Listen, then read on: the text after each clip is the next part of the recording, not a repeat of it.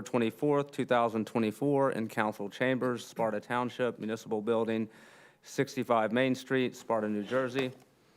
The time is 7:08, and the regular meeting is opened.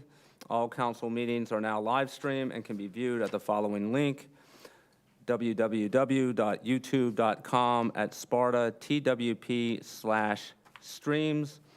Adequate notice of this meeting was provided to the public and the press on January 5th, 2024, by delivering to the press and posting on the township website a copy of the notice. Madam Clerk, may we have a roll call, please? Councilman Hertzberg. Here. Councilwoman Quinn. Here. Councilman Chiarello. I'm here. Mayor Clark. Here. All right, may we all stand to salute the flag? I pledge allegiance To the flag of the United States of America and to the republic for which it stands, one nation, under God, indivisible, with liberty and justice for all.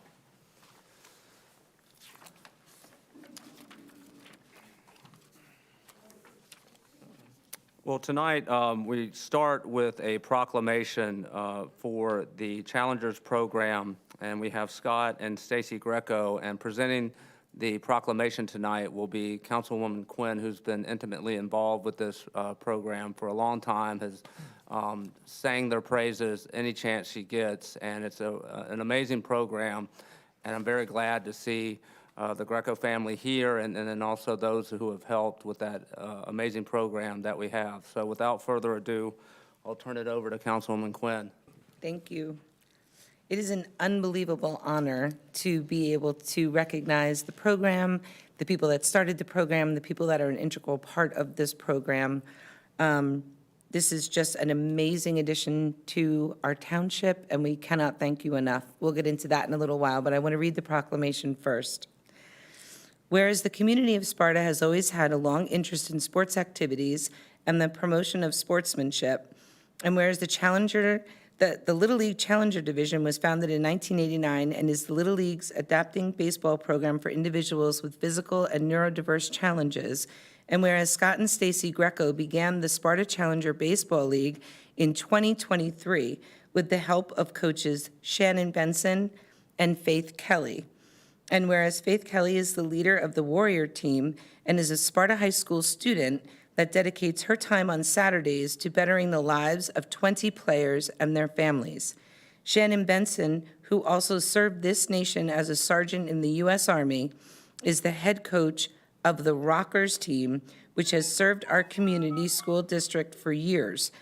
Their steadfast dedication, mutual support, and commitment of the team exemplify the pride and heart of the Sparta Challenger baseball team. Now, therefore, be it resolved that the Township Council of the Township of Sparta hereby extends their congratulations and best wishes to the Sparta Challenger baseball team on their amazing and well-deserved victories, and urges all residents to join in extending congratulations to them for their outstanding achievements.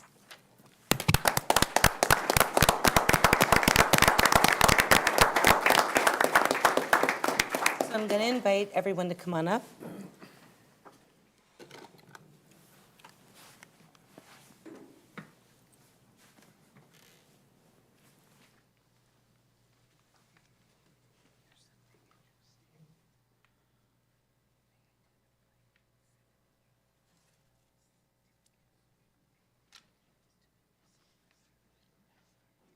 So I want to just say a little bit more, because I think the proclamation touches on some very important accomplishments, but I want to just make sure that everyone really understands what this program is.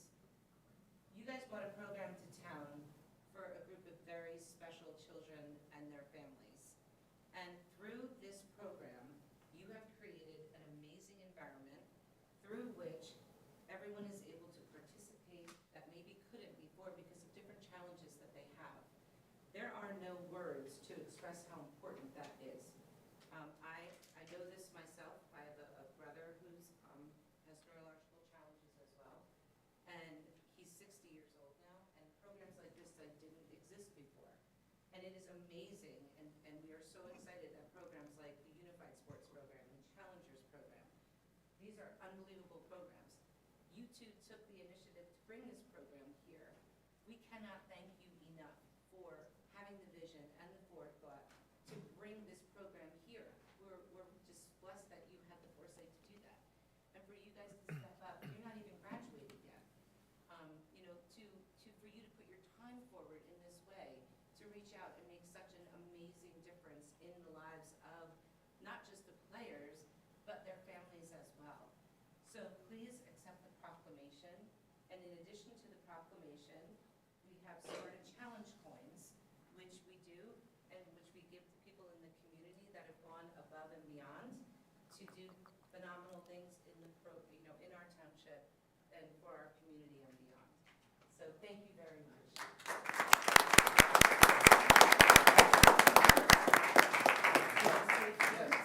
Thank you. Thank you, everybody. Truly, we appreciate it. The ability to have an idea to change something in the community and have it received so well by the community is staggering, right? It takes folks to use the most powerful word in the world, which is yes, sometimes. And these two individuals, without their help, without their dedication, we would not have this league. They have put their time in. They didn't have it. They didn't. They wanted to help change for the better of this community. So Stacy and I would not be able to do this at all without Shannon and Faith's help. So really, this award really is just for them.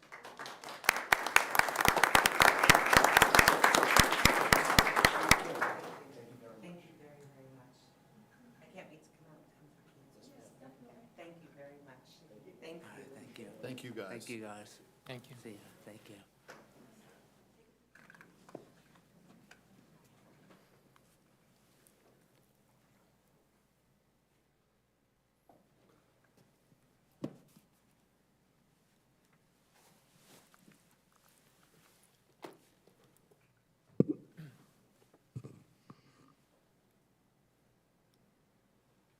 Okay, I see that we have AO Polymer as a discussion item. I see that we have Mr. Dempsey here who can assist with some of the presentation. I know that you have a laptop, I think, that you want to use. Maybe what we can do is while you guys get situated, we can just set up the way you need to set up, but we can go ahead and get the minutes approved, I think, while they're setting up, and then we'll turn to the AO Polymer discussion. All right, may I have a motion to approve the July 23rd, 2024 regular meeting minutes as presented? I move that we approve the regular meeting minutes of July 23rd, 2024 as presented. May I have a second, please? I'll second. All those in favor say aye. Aye. The motion carries. The regular meeting minutes of July 23rd, 2024 are approved. Why don't we go ahead with the manager's report while they're setting up? We could. Excellent. Good evening, Mayor, Council, and Sparta residents. In order to allow time for the AO Polymer discussion, I've kept my report short. With that, our Recreation Department received recognition from the Roxbury Recreation Program Director, thanking our emergency responders and volunteers of the Sparta Recreation Football Program. This past Saturday, there was an injury during a game. The visiting team was impressed and grateful by the quick response of the on-site athletic trainer and first responders. The injured player is doing well. With that, Chief McCarrick will now read his portion of the manager's report. Thank you, Manager Zepp. Thank you, Mayor. Thank you, Council. The Police Department have purchased and just received 2 digital traffic signs. I know there's a lot of complaints with speeding and traffic violations throughout the town. This will kind of assist on where we could be and help minimize some of the speeding. So these signs have the ability to post the speed of the roadway and also catch the speed of the vehicle going by. It flashes and kind of alerts you if you need to slow down. So these will be rotated. I believe the first set of signs went out today. If not, they're going to be out tomorrow. And we're going to leave them up on a roadway for approximately a week and rotate them throughout the township. Not working? Yeah, but the projector's gonna stay down. Turn it out there, though. Okay. Thanks, Mike. Thank you. Okay. And with that, a lot of a lot of what we do in Sparta, obviously motor vehicle enforcement is a big thing, and we take pride in making sure that our residents see us out there so we could deter crashes and help keep the public safe. And just, for some stats, in the month of August alone, our officers made 1,138 motor vehicle stops. And that's amongst all the daily activities of us responding to a ton of different incidents, whether it's a medical call, whether it's just a matter of record complaint, such as a fraud, investigation, a burglary. We have a lot of incidents that we respond to, and I want to commend my officers for, being very proactive in the community. So we appreciate what they do out there. Two different things I just want to talk about. We have our Coffee with a Cop, which is October 2nd, in partnership with the library. We will be there from 9 a.m. to 11 a.m. It's open to the public to come out and talk to us, and voice any concerns they may have, or just come out and meet our officers and see some friendly faces and enjoy some coffee that's donated by a local establishment here in town. Our Hanging with Heroes event is on Friday, October 11th. This is an annual event that we do. It's in partnership with the VFW, our fire department, our EMS, and our DPW. And we want everybody to come out, say hello. We have some programs out there and some activities. We're going to have some food, ice cream, and we also have our Center for Prevention and Counseling will be on hand to provide information about CLEAR, which is our Community Law Enforcement Addiction and Recovery, and our Operation Helping Hands, which is geared towards addiction. And I did have some information about opioid settlement funds, but I know that you do have a presentation I want to get to, so maybe towards the end of the meeting we could discuss that. Okay, great, thank Right? you. Thank you. And I'll make a plug for East Shore Trail. We've gotten a lot of complaints about people speeding on there, so we'll be happy to see if there is a digital sign up there that would hopefully deter people from treating it like a dragway.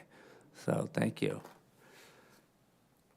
Are you guys, did we get the computer working and this is a new projector, I understand, is that right? Yeah, you guys are the first ones. Okay. All right, you're It's an honor. breaking it in. I Great. make a motion that we accept the manager's report as presented. I will second that. I think it's a good idea. Thanks. All those in favor say aye. Aye. The manager's report is accepted. So tonight, people may have seen an item, discussion item about AO Polymer. And tonight, we are doing something that actually has never been done in the history of this site since it went on the national priorities list in 1983, which is that we have people from the Environmental Protection Agency here who have not only written some of the reports, but I think one of them has been involved in the site since 1993, is that right? Yeah, so we have tonight a presentation about sort of the remediation efforts that have been ongoing at the AO Polymer site, formerly Mohawk Industries. Primarily just to, there were some questions raised, and I applaud Mr. Castlemore for raising them, because it's always good to look at the work that's been done to reassure the public that the area is safe. As people know, there's been substantial construction on that site, including, by private business owners. We've had probably thousands and thousands of baseball games and lacrosse games at the site. And so tonight we get to hear it from the folks who have studied this, who have the background in it. And so I will introduce them. We first have from the EPA, Rich Puvagel, is that the correct pronunciation? He's with the EPA Region 2. He's the chief of the Central New Jersey Remedial Section and the Superfund and Emergency Management Division based out of New York. We also have David Montoya, who's also with the EPA Region 2. He's the EPA project manager, the Central New Jersey Remedial Division, and is the project manager for this particular site. Is that right? That's correct. Okay. And am I right that, are you the primary author of the 5-year report of 2023? That's correct. Okay. And we also have in attendance We also did something that has never been done before for this site, which is that we hired a outside consulting agency, Eco Sciences, and anyone who's in the land use world knows the reputation of Eco Sciences. They are a preeminent environmental consulting firm. We have the principal owner here tonight, Peter Hansen, who's also the author of a report that we commissioned whereby we asked Eco Sciences to evaluate the EPA's reports and to raise any questions that they may have or challenges that they may have to the conclusions that were reached by the EPA. So he's also here and is prepared to answer any questions that the public may have or my fellow council members. And Mr. Hansen has a Master's of Science in Environmental Science and Geology concentration from the New Jersey Institute of Technology in Rutgers. He also has a BS in Environmental Science with Geology concentration from Wheaton, and has a bunch of professional certifications, and his areas of expertise that were probably most pertinent here is on vapor intrusion investigation and remediation, soil and groundwater investigation and remediation, environmental audits, and due diligence. So we're very pleased and honored that, that you're here tonight. And I think what we'll do is start off, I know that you have sort of a 5-minute presentation about the site. If you would, you can do that. Then if Mr. Hansen wants to come and present what you were, the scope of what you were asked to do, give it a background on that, and then we can take questions from the public and from my fellow council members thereafter. So thank you. Great. Thank you, Mayor. My briefing will take about 5 minutes of your time. It's broken up into 3 parts. The first part of my briefing, I'll provide you with some background about the AO Polymer site and how volatile chemicals became present in groundwater. The second part of my briefing, I'll share a visual overview of the current groundwater conditions. And now there has been some concern. Sorry, I'll pick up on the video if you don't. Thank you. Okay. I know there's been some concern about vapor intrusion, so I'm going to explain a general overview of kind of the concept of vapor intrusion. In the final part of this briefing, I'll show you the levels in groundwater that would cause us to look further into the possibility of vapor intrusion into buildings. So to begin, there's a bit of a background of the site. There was a resin manufacturing plant that started operations at 44 Station Road. You'll see on the map here, this is near Station Park. We have a blue triangle, a yellow shape that denotes the original operations, where their operations occurred. From the 1960s through the early 1990s, the plant operations did not handle their waste in a responsible manner. These poor waste management practices resulted in the release of volatile chemicals, which entered into the soil and migrated into the groundwater. So to address soil contamination, a soil vapor extraction system was installed in 1995. It ran for 23 years until 2018. And this system, it removed the source of the volatile chemicals to groundwater. To address groundwater contamination, a series of extraction wells were installed that they removed the highest concentrations of volatile chemicals out of the groundwater and captured them in a treatment system. This groundwater pump and treatment system started operating in 1998, and it ran for 22 years until 2020. So it's just a bit of a background for this briefing. But for the second part, I want to explain this visual and show you the extent of volatile chemicals in the groundwater, which we refer to as the volatile chemical plume. So this first figure, you could see the extent of volatile chemicals in groundwater. This is August 1993. This is before the soil and groundwater treatment was started. And you can see those kind of oblong circles. The highest concentration, the red circle, about 19,000 parts per billion to 1,000 parts per billion, and 100 in the furthest plume as it dispersed with distance. But some key features here on this map. the source of the volatile chemicals was a disposal lagoon. It's located, if you can see that faint blue triangle up on the map, that's where the chemicals were dumped into disposal pits and entered into the groundwater. Now, we measure the level of volatile chemicals in groundwater by concentrations in parts per billion. And to give you an idea of what that means, 1 part per billion equates to 1 drop of water in a 10,000-gallon swimming pool. And on this figure, you can see, again, just the extent of that plume. And again, just to note, this is in 1993, before treatment began. So this slide presents the current footprint of the plume after the treatment.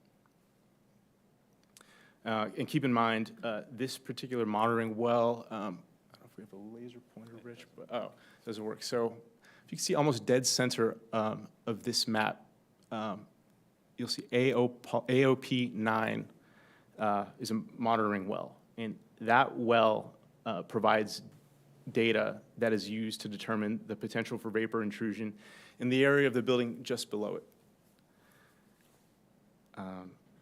And as I wrap up this overview, I'd like to speak about vapor intrusion.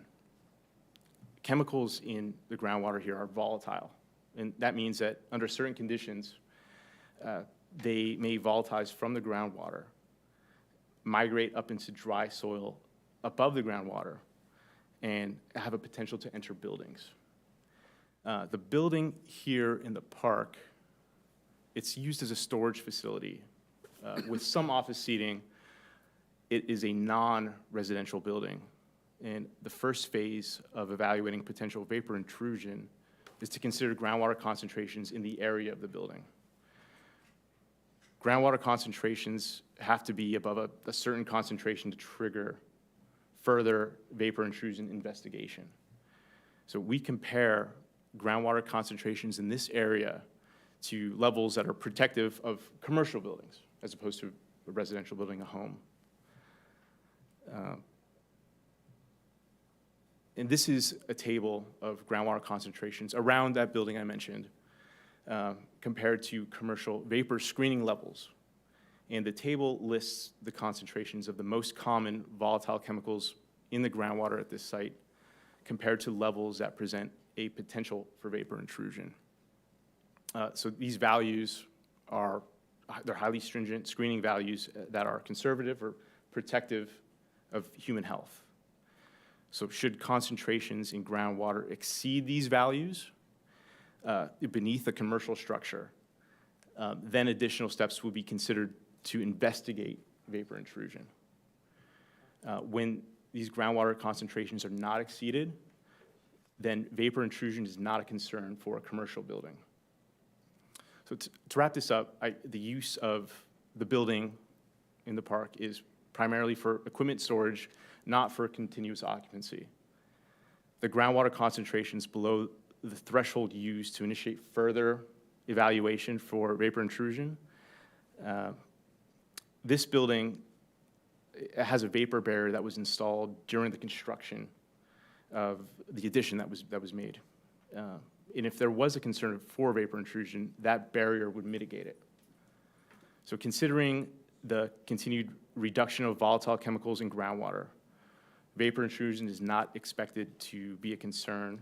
But however, we will continue to monitor this area and evaluate if conditions change. So that concludes my briefing. I'd like to return the floor over to the council, but I'm happy to address any questions that anyone may have. I think maybe before we do that, if I can just bring Mr. Hanson forward and you can tell the folks, the report that you generated, the purpose of the report, and anything that you found, particularly if you found anything in contravention to what the EPA is, that would also be particularly helpful. Sure. Again, Peter Hanson with eCall Sciences. I'm a principal owner of the company. I have about a 20-year history doing environmental investigation, remediation, due diligence work. I'm a licensed site remediation professional in the state of New Jersey. We were asked by the town to review the history, the documents. We were provided with documents prepared by the EPA, review the levels in groundwater, and provide an independent assessment of the work that's been done to date. In general, we would concur with the EPA's approach. While it's not a pleasant thing to think about a site like this in your backyard and the things that have happened there, unfortunately, it's a relatively common occurrence in New Jersey. There's sites like this throughout the state, throughout Morris County. It's not uncommon, unfortunately, for one of these to be in your backyard, and you're not alone here in Sparta with that.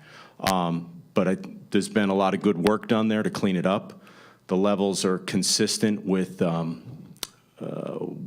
what we see on other sites throughout New Jersey where a monitoring approach is taken. There's only so much you can do to clean up a site actively, and at a certain point, you have to let nature kind of run its course and allow the contaminants levels to degrade naturally over time. When they get to a very low level, there's only so much more you can do actively to get to that remediation standard. From a vapor perspective, we did take a look at it.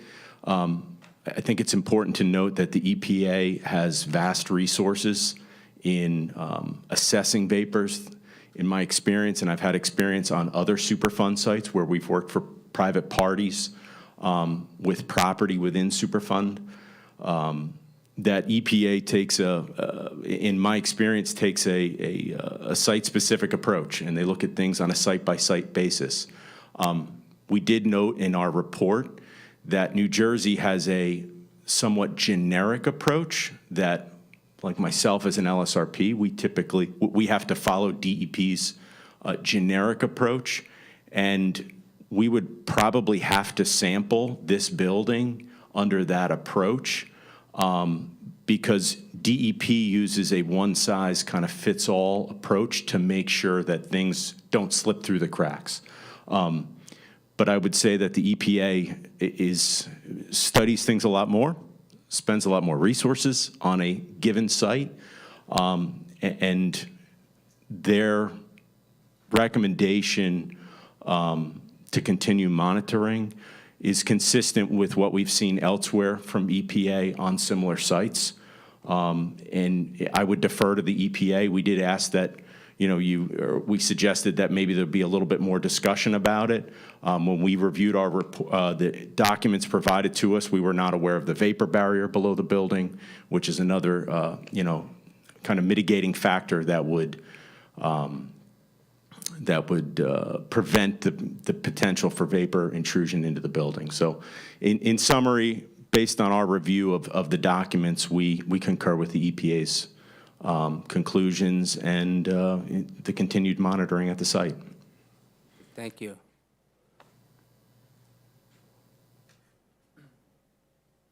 Before we get to comments from the public, does any of my fellow council members have questions for either EPA or Mr. Hansen? Yeah, I have a question. I have probably more than one. But my first question is, I know you talked about the difference between what the requirements are as far as before you'll do vapor testing between commercial and residential. Can you explain that? Sure. So there are different thresholds for commercial and residential because obviously at a home, there's continued exposure to any potential vapor. The numbers factor much more conservative for residents compared to an office building, or in this case, a storage facility. So that threshold is much higher. So I know in the report it states that it's used for storage mainly, but there are times where there are guys in there for extended periods of time. So that's my concern is that, and I don't know how close those thresholds are, but my concern is that there's currently equipment stored there, there's office there. When there's late nights, I was told that sometimes the guys stay there when it's snowing, when they're doing snow. So, and we do equipment handout for kids in that building too. So I wouldn't consider it just for storage. So my concern is if those thresholds are close to what we're currently at, that it's looked at a little differently. If I could, The thresholds that we have here are for a commercial facility. That's, the exposure assumptions are that people will be in there on a continuous basis, 8 hours a day, 40 hours a week, through 365 days a year, and that's what those are built in for. If you have less time in the building, you don't come to those kind of same numbers that you'd have here. I understand that. I understand the whole need for thresholds. You can't go testing every single site. But my concern is thresholds change, right? I mean, PFAS were one thing and now there's something different because science got better. Right. So my concern is 20 years down the road when a bunch of kids have cancer, we're like, yeah, we didn't know. We thought the threshold was good, but it wasn't. So I guess my concern is when there's kids involved and we have, from what I'm told, a lot of cases of cancer in that area. Maybe some of it was prior to cleanup, maybe that's when it started. I can't say for sure, but there's too many coincidences in that area that, for me, I think any area, I mean, I would have made different decisions on where I put kids, right? But now we have our whole rec facility in that area. So for me, I would just love to know 150%. And I don't know, I mean, are there tests? Are there tests for vapor out there? I mean, obviously, it seems like the concern is buildings because it builds up in there, not outdoor areas. But the kids are, there several hours a day, every day. So, if there are things we can do to know for sure that there's not exposure to children, there's not exposure to employees, I would personally like to see us go that extra step to make sure. Yeah, we've looked at it from that point of view, where you have a vapor intrusion issue. It primarily is associated with enclosed structures where you have a low turnover of air. Out in the open areas and recreation areas where you have... Excuse me, can you try to look into the microphone? sorry. Sorry, thank you. In open areas where you have, recreation scenario where you have a vapor issue beneath the ground, where you have volatile organic compounds come to the surface, you don't have that buildup, same higher concentrations that you have in an enclosed building. So it's not really exposure that we're very concerned about, based on the science of today. As you say, science can change. We can find out more information as time goes by, and we adjust. But looking at these levels today for this building in the park, we can say we're well below these thresholds. The concentrations in groundwater are declining over time. These are residual levels post-cleanup. We started out, this plume contained about 70,000 parts per billion when it was first discovered. We've knocked that down to those levels that you saw on that previous screen. In addition, these vapor intrusion screening levels for commercial, you mentioned that, hey, I'm concerned there are children in the building from time to time. And even with those limited exposures by children, we're concerned about that. When we take these values we find in groundwater and we compare them to residential exposures, which is much greater exposure, and these numbers that are vapor screening levels, they drop, we still find these levels in groundwater below the residential thresholds as well. So we believe that's a great safety factor in using these numbers and relying on them. But still, with all those precautions, out of an abundance of caution, we're going to continue to monitor the groundwater to make sure it continues to decline in concentration. Okay, one more question. Yep. So I know there's a very simple test you can test, in your basement for radon. Are there simple tests that we could do in the building just to check for vapor? Not a simple test. It takes, you can do indoor air monitoring, but that's the ultimate step in the vapor intrusion investigation. There are several steps in a vapor intrusion investigation. The first step here is to look at the groundwater concentrations and compare them to the threshold values you see here and the building usage that you have. And that's the first screening step that we take. These screening values are extremely conservative, like David pointed out before. Some consider them overly conservative, overly protective, that they trigger a further investigation at extremely low levels, but that's how we roll. The second step in vapor intrusion, if you exceeded these levels on commercial buildings for this situation, we'd step in and go into a building and do a sub-slab soil gas test, where we drill down into the building slab, put a probe down into the slab, put a canister on that probe that we inserted into below the building slab to measure the vapors in the soil beneath the building, and take that air sample and take it to a certified laboratory to analyze it. and then get the results back on what levels of vapors are below the building. And for those levels, there's another threshold value. If your levels and vapors in the building are not above the threshold levels for subsoil gas beneath the building, you don't go to the next step on a vapor intrusion investigation. If they were, those levels in the soil vapor were above a threshold level, you take it to the final step of your vapor intrusion investigation, which is taking an indoor air sample. And in that regard, we'd pull the same canister into the building to test the air, but before that was done, in a residential or commercial facility, you have to empty the buildings of any kind of aerosols, hairsprays, things you use from day to day, or in a commercial building, any kind of solvents, cleaning fluids have to be out of the building for about a 24-hour period. You get enough air exchange, and then you can turn that canister on to test the indoor air. So that's the three-tier approach we take to vapor intrusion, which each step has to be satisfied before we take the next step that justifies a full investigation of vapor intrusion. You don't start it the other way around, go in people's homes or businesses and start testing indoor air. That's just not productive. And again, it takes a bit of resources as far as funding to get that work done. And that's the three-tier system we have. That's what we use throughout the state of New Jersey, throughout the United States. And what we look for here when we first investigate this and look at the VI issue or the vapor intrusion issue here, that three-tier method. And we come to the first step, and does it tell us, hey, we need to step into the next tier? And the data does not support that. Okay. Thank you. Just a question about the test itself. Did the test that you employed in order to reach these values, is that a test that's generally accepted by the scientific community in order to determine what levels of TCE and PCE you have in the vapor intrusion? I think I'm asking you, what's the test you use? How do we know that test is reliable? Okay. The test is really an analysis of the concentrations we have in groundwater, and there's specific methods that are EPA approved for the analysis of concentrations of volatile organic compounds in groundwater that we use, and the analysis has been vetted.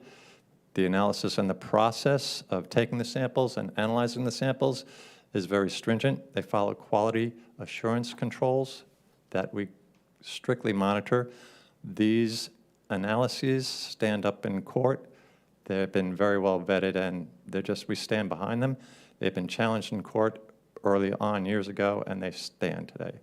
There's a lot of science behind them, and there's just they're used nationwide. The states have adopted our methods as well and use them as well.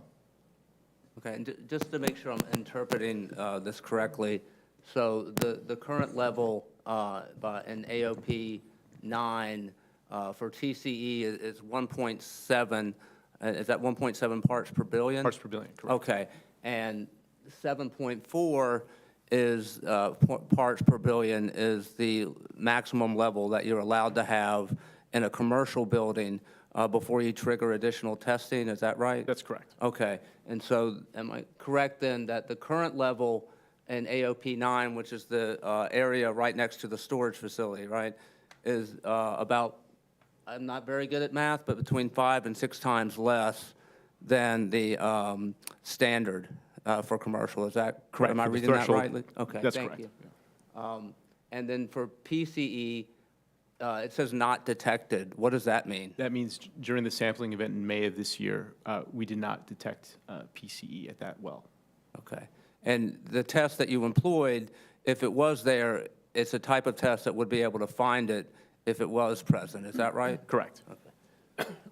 And then for trichloroethane, it's 0.68 parts per billion. Is that right? Correct. Okay.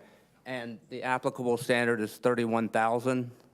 Okay, so if you're above 31,000, then at that point you have to employ additional testing and may even some additional remedial measures. Is that right? We start with testing. Okay.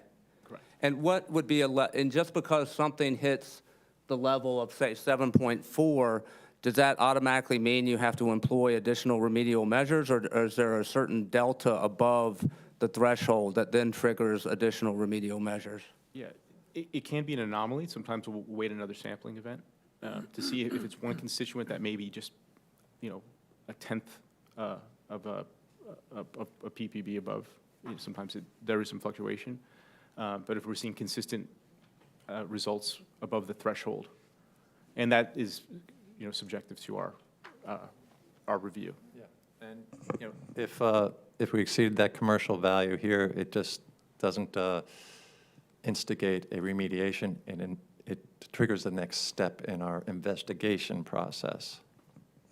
The levels that are measured that would be of remediation value are the concentrations you would find in indoor air that are measured in different units. Those are micrograms per cubic meter, because you're measuring in air, so it's a whole different value system as far as those levels that you find in air that trigger an action to be taken. And when you have vapor intrusion in an indoor space, in a residential or commercial space, you generally want to put basically what's similar to a radon system in the structure. Or, in the case of this building that you have down there, a vapor barrier installed when the building is constructed. Okay, did you, putting aside AOP 9, did you detect any presence of volatile organic compounds, either through vapor intrusion, groundwater, or soil, that exceeded a limit by which you would say that additional remedial measures are required or that additional testing is required? And this is for the entire site. We did not, no. There are elevated levels upgrading closer towards the source area, away from buildings, but they're below a threshold that will require further groundwater remediation.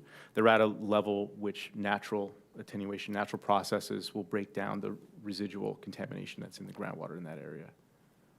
And there's a rule of thumb for investigations. If you have a concentration of volatile chemicals in the groundwater that's closer to 100 feet to a structure, that's where you want to start your first screening level, as we've done here. And who sets these levels? Where does that come from? Is that the EPA generates it, or do scientists get together and determine what they are? How does that come about? EPA generally sets those levels after we go through some vetting process, through public comment periods, and scientists and interested parties look at those levels. Those are risk-based levels that are, take into consideration the toxicity of each individual compound and the exposures to them, and those levels are set with those very conservative or protective assumptions made, and they're very thoroughly vetted. Thank you. Any other member of council have questions? Yes. Okay. So throughout the course of this entire thing, and thank you very much for being here tonight, and special thanks to Mr. Castamore, who really did an amazing amount of due diligence here for the past 5 years, and really, through his efforts, brought this forward. I will tell you, I have spent months, and when I tell you the amount of reporting that is available, and I'll be honest with you, obviously I'm not a chemical engineer, I don't profess to understand this, but even as a layman, I have some questions that I would like to have answered. So first and foremost, there's been a lot of different people involved with this. So we have Sanborn Heed, they did reports. Those reports went to you. We had so we have the EPA, we have the DEP that was involved. We have IBM that is also a player in all of this. We have Mohawk, we have AO Polymers. We have the five-year reports that are completed. We also have other reports that were generated that were given to the residents that we did not get. And I have all of those here as well, just from going down there, walking the park, talking to people that are living down in that area, getting a very good history. I encourage anyone who is not familiar with exactly what was going on down there to really educate themselves, because truly there was a lot going on down there. And for that time, back then, I think there were obviously not the standards in place that we have now, not even close to it. But now we're faced with a situation where we need to look at right now, this snapshot, this moment in time. So my first question is, are all the wells tested? Are all of these wells tested all the time?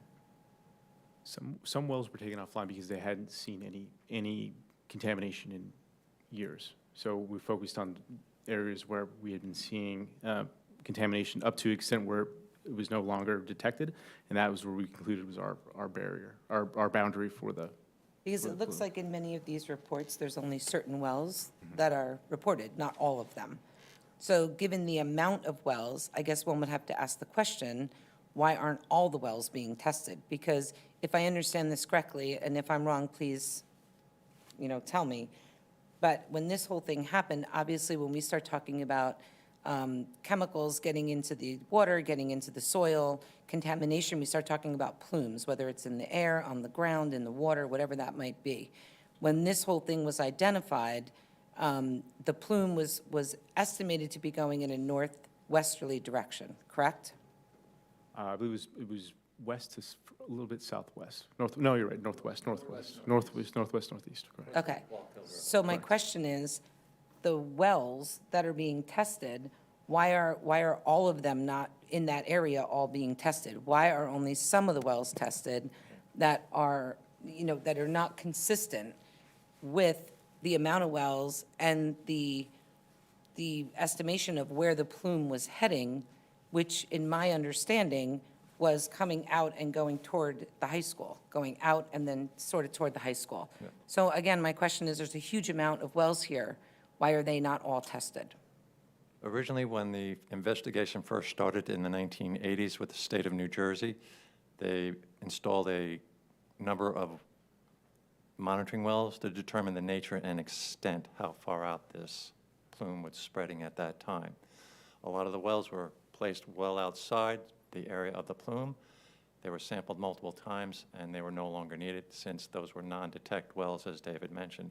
Once you find a well that's repeatedly non-detect with contaminants, generally you don't need to sample it on a frequent basis anymore. You need to concentrate in on the wells that do have those levels that are constantly detected. So originally, there was a network of monitoring wells placed out there to find out where this plume went. Some wells were placed off-center of the plume, some wells were placed on-center, some were placed down gradient of the plume, and very far down gradient of the plume, just to see how far it was spread. Those initial set of monitoring wells, out of, I think there were about 45, don't take me exactly on that, it's been a long time since I've done that work, but it's a large number of wells, but once you get non-detects of contaminants in a well, there's no reason to resample it time and time again and get the same zeroed out number. You really want to take that monitoring well network that we have out there and concentrate on the wells that are repeatedly finding contamination in them. And that's why today, out of that whole network, I think we have monitoring data from approximately 10 wells that give us the most exact information on what's going on in the plume today.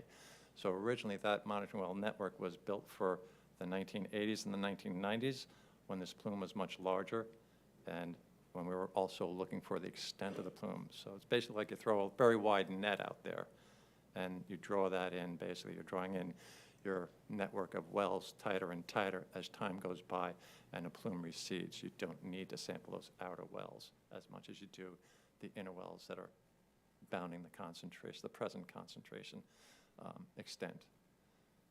So what is the distance between soil and groundwater? My understanding is it's roughly about 2 feet, correct? AOP 9, we hit water at about between 8 and 9 feet. So I'm not just talking about AO9, I'm talking about the area which is roughly between AO Polymers where the site was at Mohawk, and if you go closer to where it is in Station Park. My understanding is as you get closer out, there's roughly 2.5 feet under which the soil, you'll start to hit water. That's correct. You have a variation in the groundwater, the depth from the surface of the land to the top of your water table as you travel, as you're up on the hill where the borderline between the park and A.O. Polymer is, that depth to groundwater is about 15 to 20 feet, depending on the season. It'll vary by season. As you go down that hill towards the Wallkill River, the topographic high drops and your groundwater level or stays steady or slightly up wells towards the Wallkill River, and you'll have shallower groundwater as you get closer to the river. So it changes from where you are in the park. Because, I mean, a plume by definition, so there's a lot around there. There's the Allentown Aquifer in close proximity, there's the Walk Hill in very close proximity, and there's not a lot of buffer between the soil and the water in different parts of the park. So I guess, again, I'm going to go back to taking into consideration the way the plume was estimated to go and the very important things, the aquifer, the Walk Hill, and all of that. You have that all on one side of it, then you have all the fields and whatever. The very definition of a plume is something that spreads over time. You have very small buffer between for things to really be broken down before they're hitting water and they're going elsewhere, correct? So, I mean, again, I'm going to ask, I understand what you're talking about with the wells. I think it's, when you look at all the different kinds of reports that we have, you were putting up here before, the slide before this one was omega-2. But if you look, for example, at omega-3, it shows you really a better landscape of where all of these things are. And if you go to the omega, hold on, I'll give you the number. It shows 7. It shows you different wells, and it shows you a color coding of the wells that are in compliance and out of compliance. All right. And that is in the latest of the 5th five-year reports that came out. In addition, in the latest report that came out, and I'm reading a quote from this, it says, the concentration in TCE MW5 was stable through May of 2021. However, the concentration of TCE in MW5 increased from 95 parts per billion in May to 210 parts per billion in August, and further increased to 270 parts per billion in February. CIS-DCE increased from 190 parts per billion in November to 290 in February. And then it goes on to say that PCE increased from 20 and 4.7 parts per billion in November to 30 and 10 parts per billion in February of 2022. It also talks about increased concentrations of TCA and vinyl chloride from November 21st to February 22nd. And it says right here, additional sampling is needed to assess the trend. So these numbers, to me, paint a very different picture than the snapshot of one well, that we're happy that this one well is in compliance apparently, but there's a lot of wells down there. And it doesn't appear from any of these reports anyway, that all of those wells are compliant at all. And you're Based talking- on, yeah. I'm looking at the 5th five-year review, and it's on page 8. Right. You're speaking about compliance to groundwater quality standards. We're speaking about compliance or criteria used to assess the threat of vapor intrusion to a building. They're two different things. I understand. I'm not talking about the building now. I'm Okay. talking about the site in general. Because whatever's going into the water, whatever's going down or whatever's going in is either coming up, okay, which means it's going to come up through the soil and the grass, or it's going down into the water and it's going out. There's only two ways it can go. It's either going up, being absorbed and becoming part of what is feeding all the grass down there, or it's going down and it's going out into the water systems. There's only two ways, right? I mean, again, correct. this is not my wheelhouse. I have done a lot of looking at these reports, which is one of the reasons why, personally, I came to the conclusion as well, if you take a look at of all the different reports that are out there, there just seem to be some serious, significant inconsistencies that lead me to think, you know what, we are better to err. I mean, we agree. I'm going to echo everything you said, that in this instance, And again, I encourage anyone to go out and do their research about the chemicals that were on site here. I spoke to a lot of people that have lived down there for a very long time, and there are horror stories about what was going on in the 70s and the 80s before you guys got involved finally, which my understanding is took over 8 years of trips to Trenton to get attention, and then resulted in potable water being brought in for the neighborhood, it was so bad, and then resulting in a connection to township water because the water was so contaminated, and then ultimately, city water going to the high school a few years after that, because those wells were so bad. They were so far out of compliance. And again, we cannot go back 30 years. The reason I bring this up is just to simply make people aware, these are not chemicals that are just simply like, some household type thing, that's no big deal. This was a huge problem. And these chemicals are very dangerous. When I looked at, who's vulnerable, children, pregnant people, older adults, all the people that are hanging out down at Station Park, all the people that are sitting in the grass, playing in the grass, down there, fishing in the walk hill, fishing in the pond that's down there, that is in very close proximity to where all of these chemicals were dumped into the ground. So that leads me to have some serious concerns with these inconsistencies. And I could go on through some of these different reports that show that things aren't going down, they're going up. Can I just say something on that? Yes. Because that's a good point. So it appears, and again, I'd like to hear what you guys have to say about it, that since the system that was taking the chemicals out has been removed, that there were spikes. Closer to the mic. Sorry, that there were spikes after that. Apparently showing that as that stuff moves down gradient, as you were talking, you have a grade there, a pretty steep grade, that as it's moving down, it's spiking now because those systems aren't there to pull it out. Would that be consistent with what you guys have seen? No, the concentrations I wouldn't characterize them as spiking up. The cleanup goals that we established for the treatment systems were set at 300 parts per billion, and they've achieved that goal in the areas that needed to be treated. As Peter pointed out earlier, the basis that we usually form for a decision to address a site like this is to treat these source areas so they no longer present a source to the groundwater contamination, and that's just what happened here. The source areas were eliminated. They no longer contribute to the groundwater concentrations that we've seen in the past, and what we have left is our residual concentrations of chemicals in the groundwater that will attenuate over time.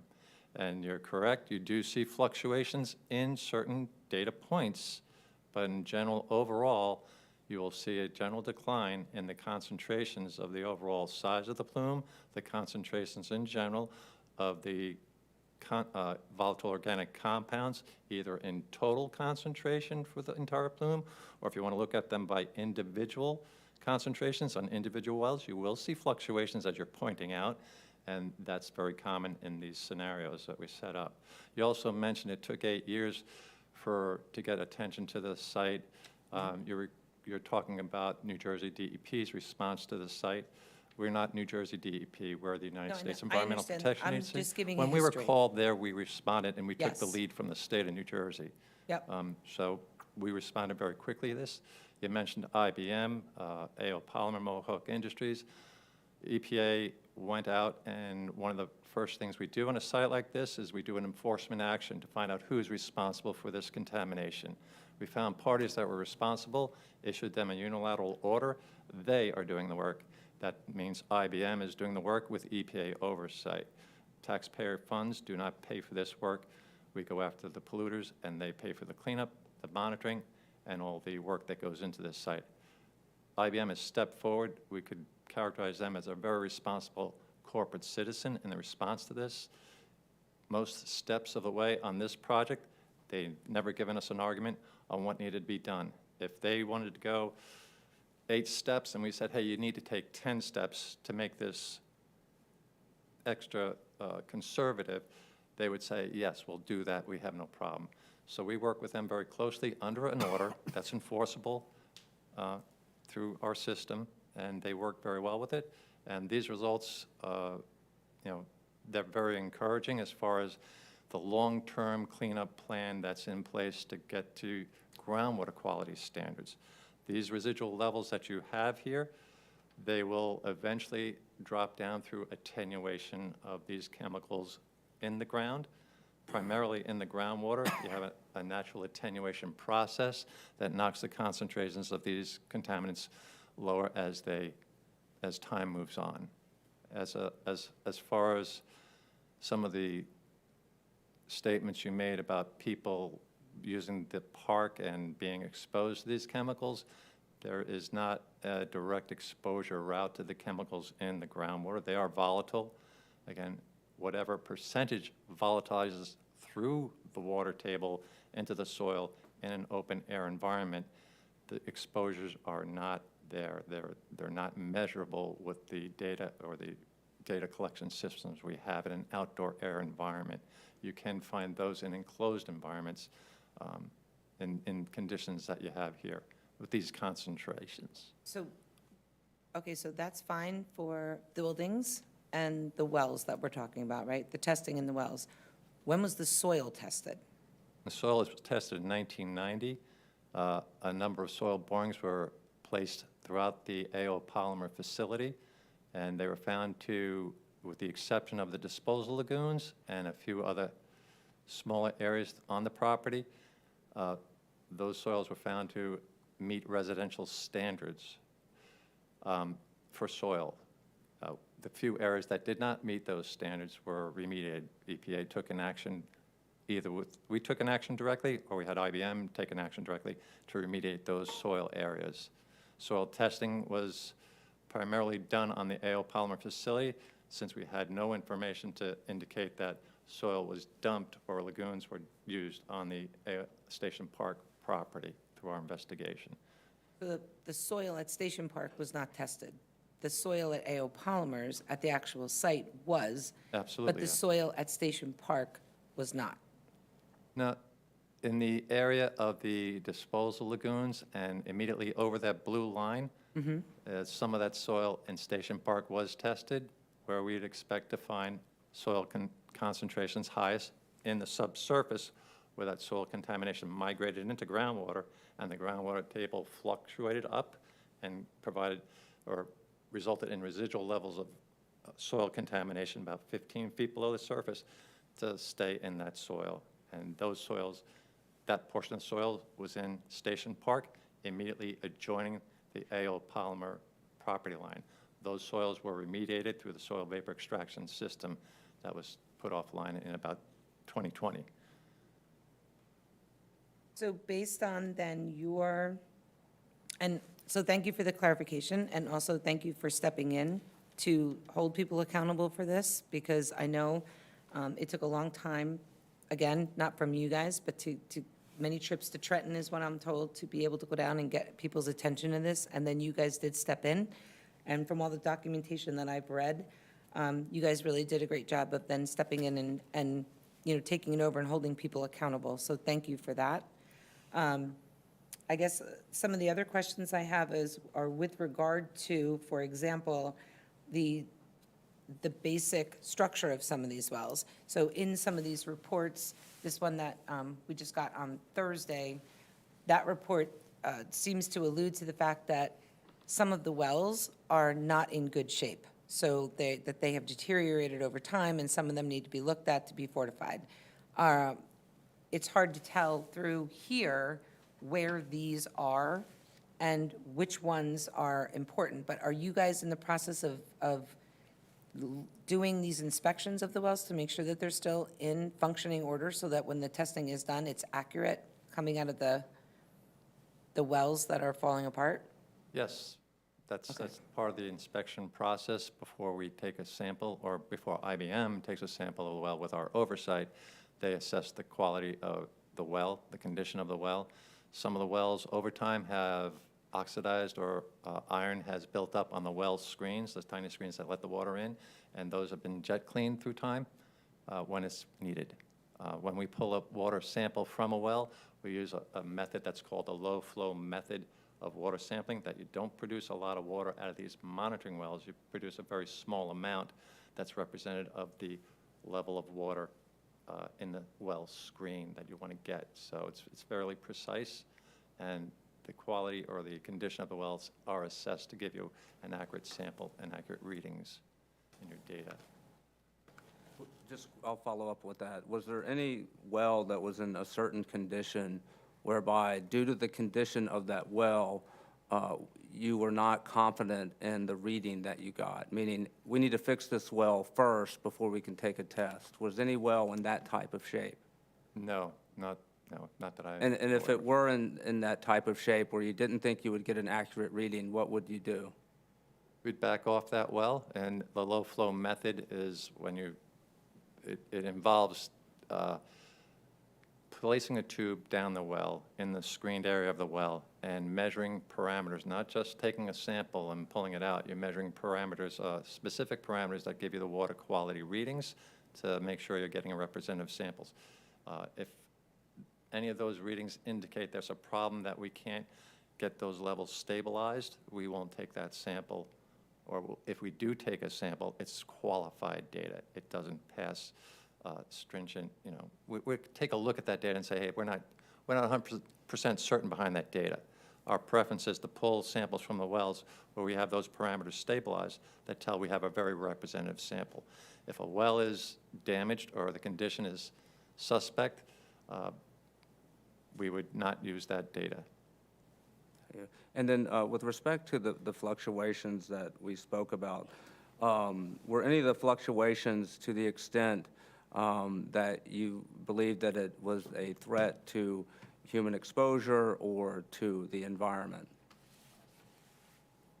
That in the, oh, so go ahead. You're referring to, Yeah, I mean, I think Councilwoman Quinn was reading from page 8, and I think it may have to do with on MW 4, 5, and 6. correct. Where it showed, there's fluctuation. It went from for TCE, it went from 95 parts per billion in May of 2021 to 210 parts per billion in August.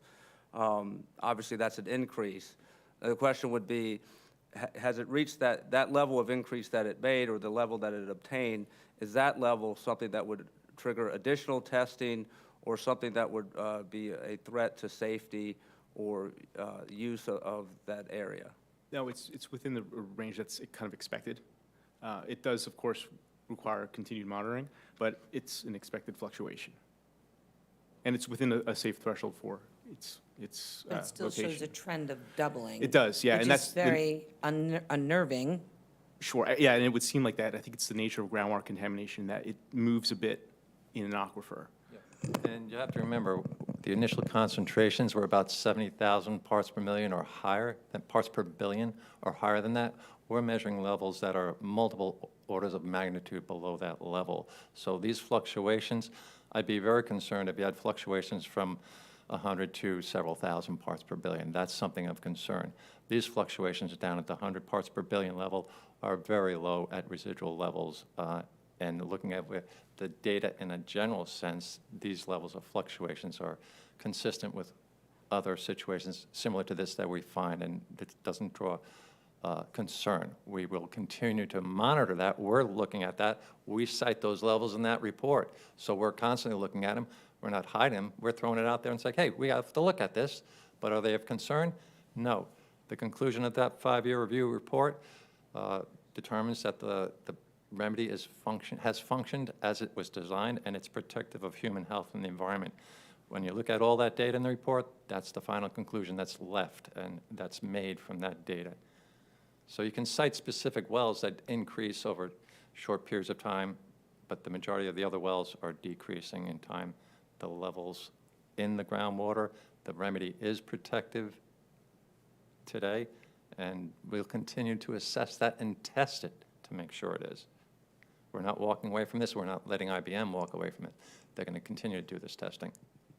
And not to sound like a pop quiz, but what would be the acceptable level of, I'll rephrase it, what would be a level of TCE, parts per billion, that would be unsafe for human exposure and a real danger to the environment? That's EPA has a range for that value that we consider an unacceptable risk in groundwater or drinking water that you would be exposed to. And for TCE, that is 1 part per billion as the end of our threshold for acceptable risk, and 100 parts per billion on the other range of that acceptable risk. So anywhere between 1 part per billion and 100 part per billion, we look at, that's our acceptable risk range. Anything greater than 100 parts per billion is an unacceptable risk for groundwater, and we take an action. What we're involved in now, the monitoring of this plume, is our action present day. We're monitoring this plume and keeping an eye on it. If we were to meet groundwater quality standards, that most extreme level of 1 part per million, then we would conclude there's no more monitoring needed. But every well has to hit that level. Every well has to hit that level for a period of 8 monitoring rounds over a 2-year period, I think it is, before we say we're done here. We don't need to monitor it. We don't need to watch this anymore. We're quite a ways away from that level. So we're going to be here for quite a while, monitoring this system to make sure that the remedy is protective and functioning as it's designed. Well, okay, so how, if the acceptable level is 1 part per billion, I think, is that right? Is that what you said? Yes. And that the level here is listed as 210 parts per billion, right? So obviously, that's 200 times what the acceptable level is.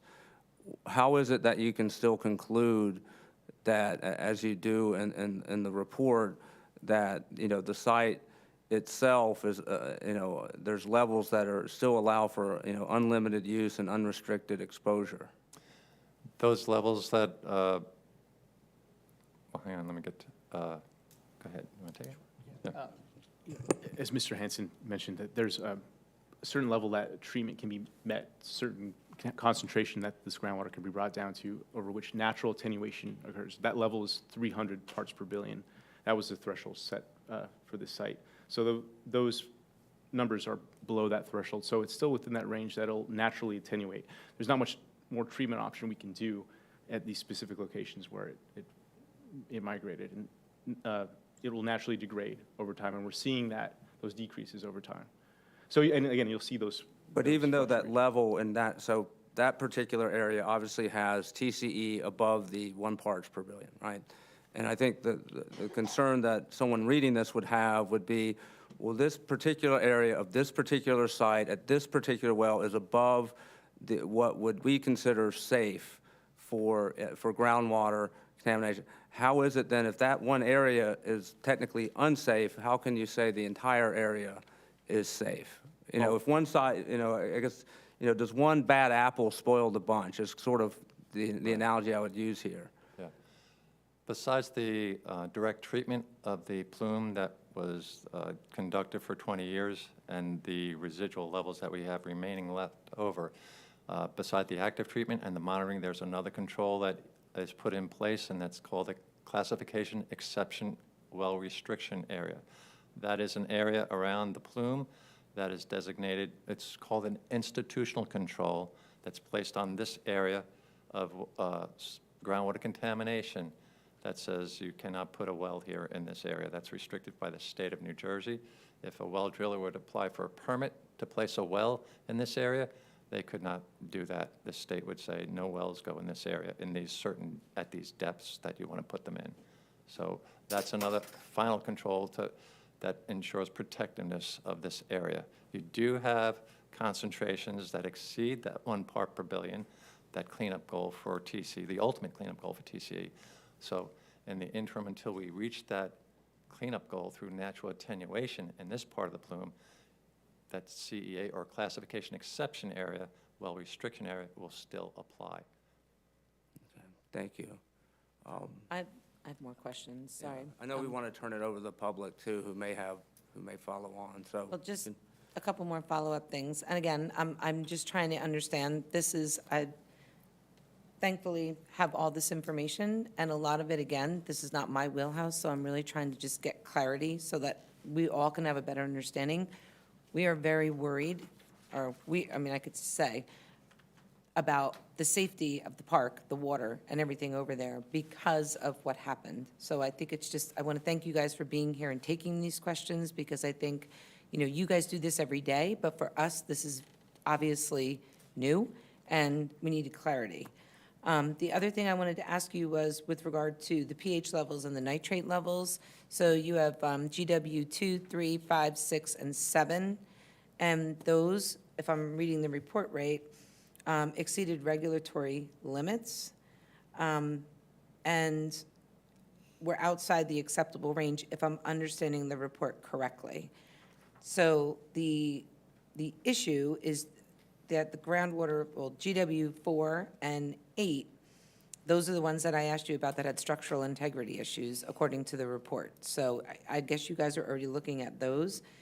The concern is in the contaminant trends, right? So for the phosphates, for the nitrates, for the pH levels and all of that, those are areas that I see anyway from reading this of concern. And the concern also is that those cause a specific threat to water, and also possibly, they're in very close proximity to water sources like the Allentown Aquifer as well.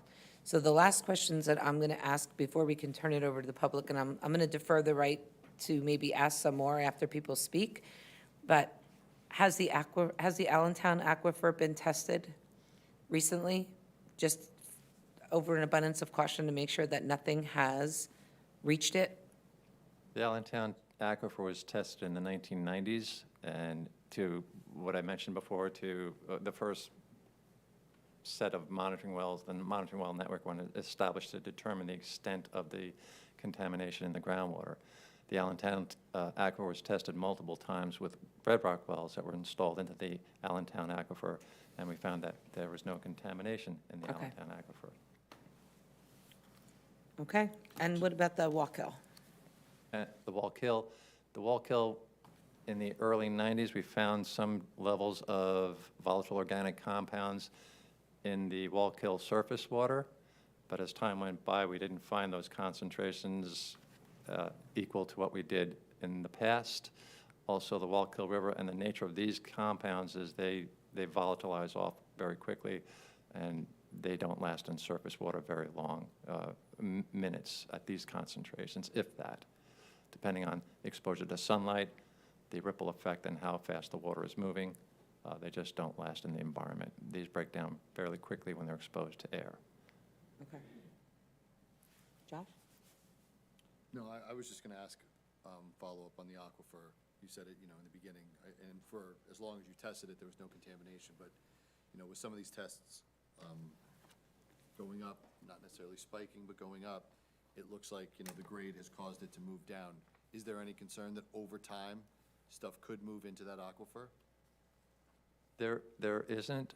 What our studies showed over multiple years is the Wallkill River is known as a gaining stream or a gaining water body, and that the groundwater flows, has a slight flow element towards the surface in this area. So we have an upwelling of groundwater instead of a downward trend or downward flow of groundwater as it approaches the river. So our tests and our well samples at depth below the overburden, or the deepest part of the overburden, show that this trend to have the groundwater flow upwell towards the Wallkill River prevents deeper contamination at this site. The groundwater contamination is primarily or exclusively limited to the overburden aquifer. Okay. And at any time, the wells were already there. I know that we see a lot of the same wells, like a small concentration of these wells being tested. At any time, can we request that all the wells be tested? Absolutely. Just give Okay. us the rationale why you want those tested, and we'll approach IBM to see Okay. if they would like to do it. Okay, thank you. But we would prefer to have a good basis or rationale to do that. If we don't have it and we go to a responsible party and say, hey, sample these wells because we were told to do that by somebody else, they'll say, well, on what basis? It's not a case where they do what we tell them. They hire consultants like Peter's company to Right. challenge us every step of the way. So if we don't have a basis, a rational basis to say, sample these wells, because this data tells us it needs to be done, they won't do it, and we get into a little bit of a kerfluffle on that issue. So it's just not. And we could do the same with, if we requested soil, correct? Out of abundance of caution, based on some of the inconsistencies that we see, the request could be made to IBM to maybe do some soil testing down there. Yeah, you can make that request directly with IBM, or you can come to us and request it. Again, Okay. we want to see, we expect some rationale. The public expects rationale that why we're doing something has a reason behind it. We can't be arbitrary and capricious because of someone's fears. We have to have it well-grounded in the science. So we'll consider it, but we'll also give feedback to reasons why it can or should be done, or why it should not be done. It's not in the best interest to pursue an avenue. That's fair. Thank you. Okay, at this point, I think we can, I'm sorry, Councilman Chiarello, if you had an opportunity to ask questions. Yeah, the only thing I want to say is thank you for taking your time and spending us and taking care of our community. You're welcome. Okay, and just members of the public, if you can, form what you have to say in the form of a question. I know sometimes we have speeches here, but I mean, we have the experts here who have studied this, so I would encourage people to avail themselves by trying to ask a question directly. If you have to give prefatory comments, that's fine, but I think more direct questions or probably we'll get better answers.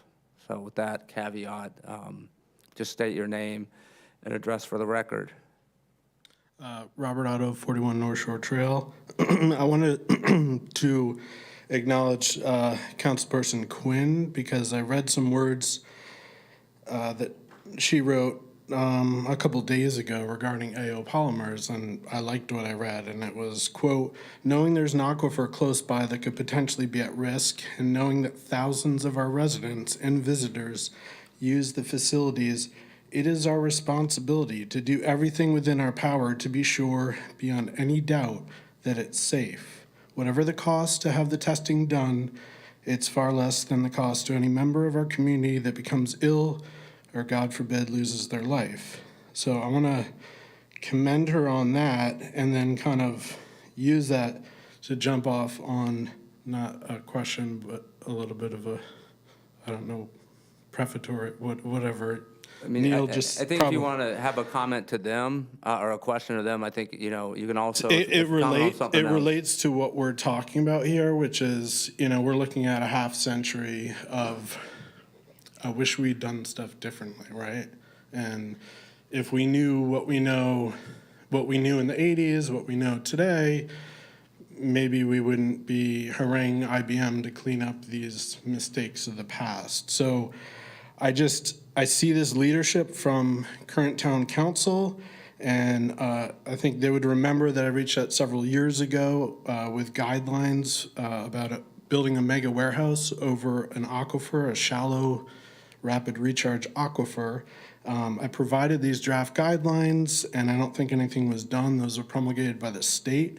Recently, you guys would be in receipt of foremost state scientific experts at the NJDEP giving guidelines on artificial synthetic turf. The short-term dermal and inhalation exposure may currently be acceptable, but as Josh has pointed out, thresholds change with the science, and that's from the EPA. The long-term effects are currently unknown, and we're establishing now guidelines for different compounds from this case, but relevant all the same because we live in a community with adjacent aquifers, rapid recharge, shallow aquifers, waterways that are interconnected. So like, for instance, for Council with an S, it's my understanding Township is seeking remuneration for PFAS producers in order to filter these out of our water, of our drinking water. But simultaneously, we're approving the installation of artificial turf, which is strongly correlated with high levels of PFAS. Again, adjacent shallow aquifers, nearby waterways, products can be susceptible to weathering from heavy use by our most at-risk population, kids, and it's also impervious, and heat weathering is going to be a problem. And we haven't even gone into microplastics and nanoplastics now. So just I would just ask that and it's short, as we continue the process of developing our community, as we discuss things like building a mega warehouse on top of our aquifer, as we choose to install these impervious plastic turfs on the fields that our kids use, developing along adjacent waterways and prime recharge areas serving our drinking water, isn't it, in the words of Councilperson Quinn, quote, our responsibility to do everything within our power to be sure beyond any doubt that it's safe? I urge town council to keep close the lessons of AO Polymer and Mohawk Industries that are obviously plaguing this town over a half century later. PFAS are forever chemicals. We just heard that unlike the main contributors with Mohawk Industries and,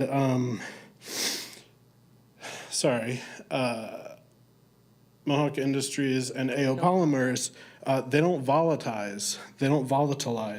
So we can't rely on that. So once they're in there, they're in there. They bioaccumulate in human tissue and in food webs.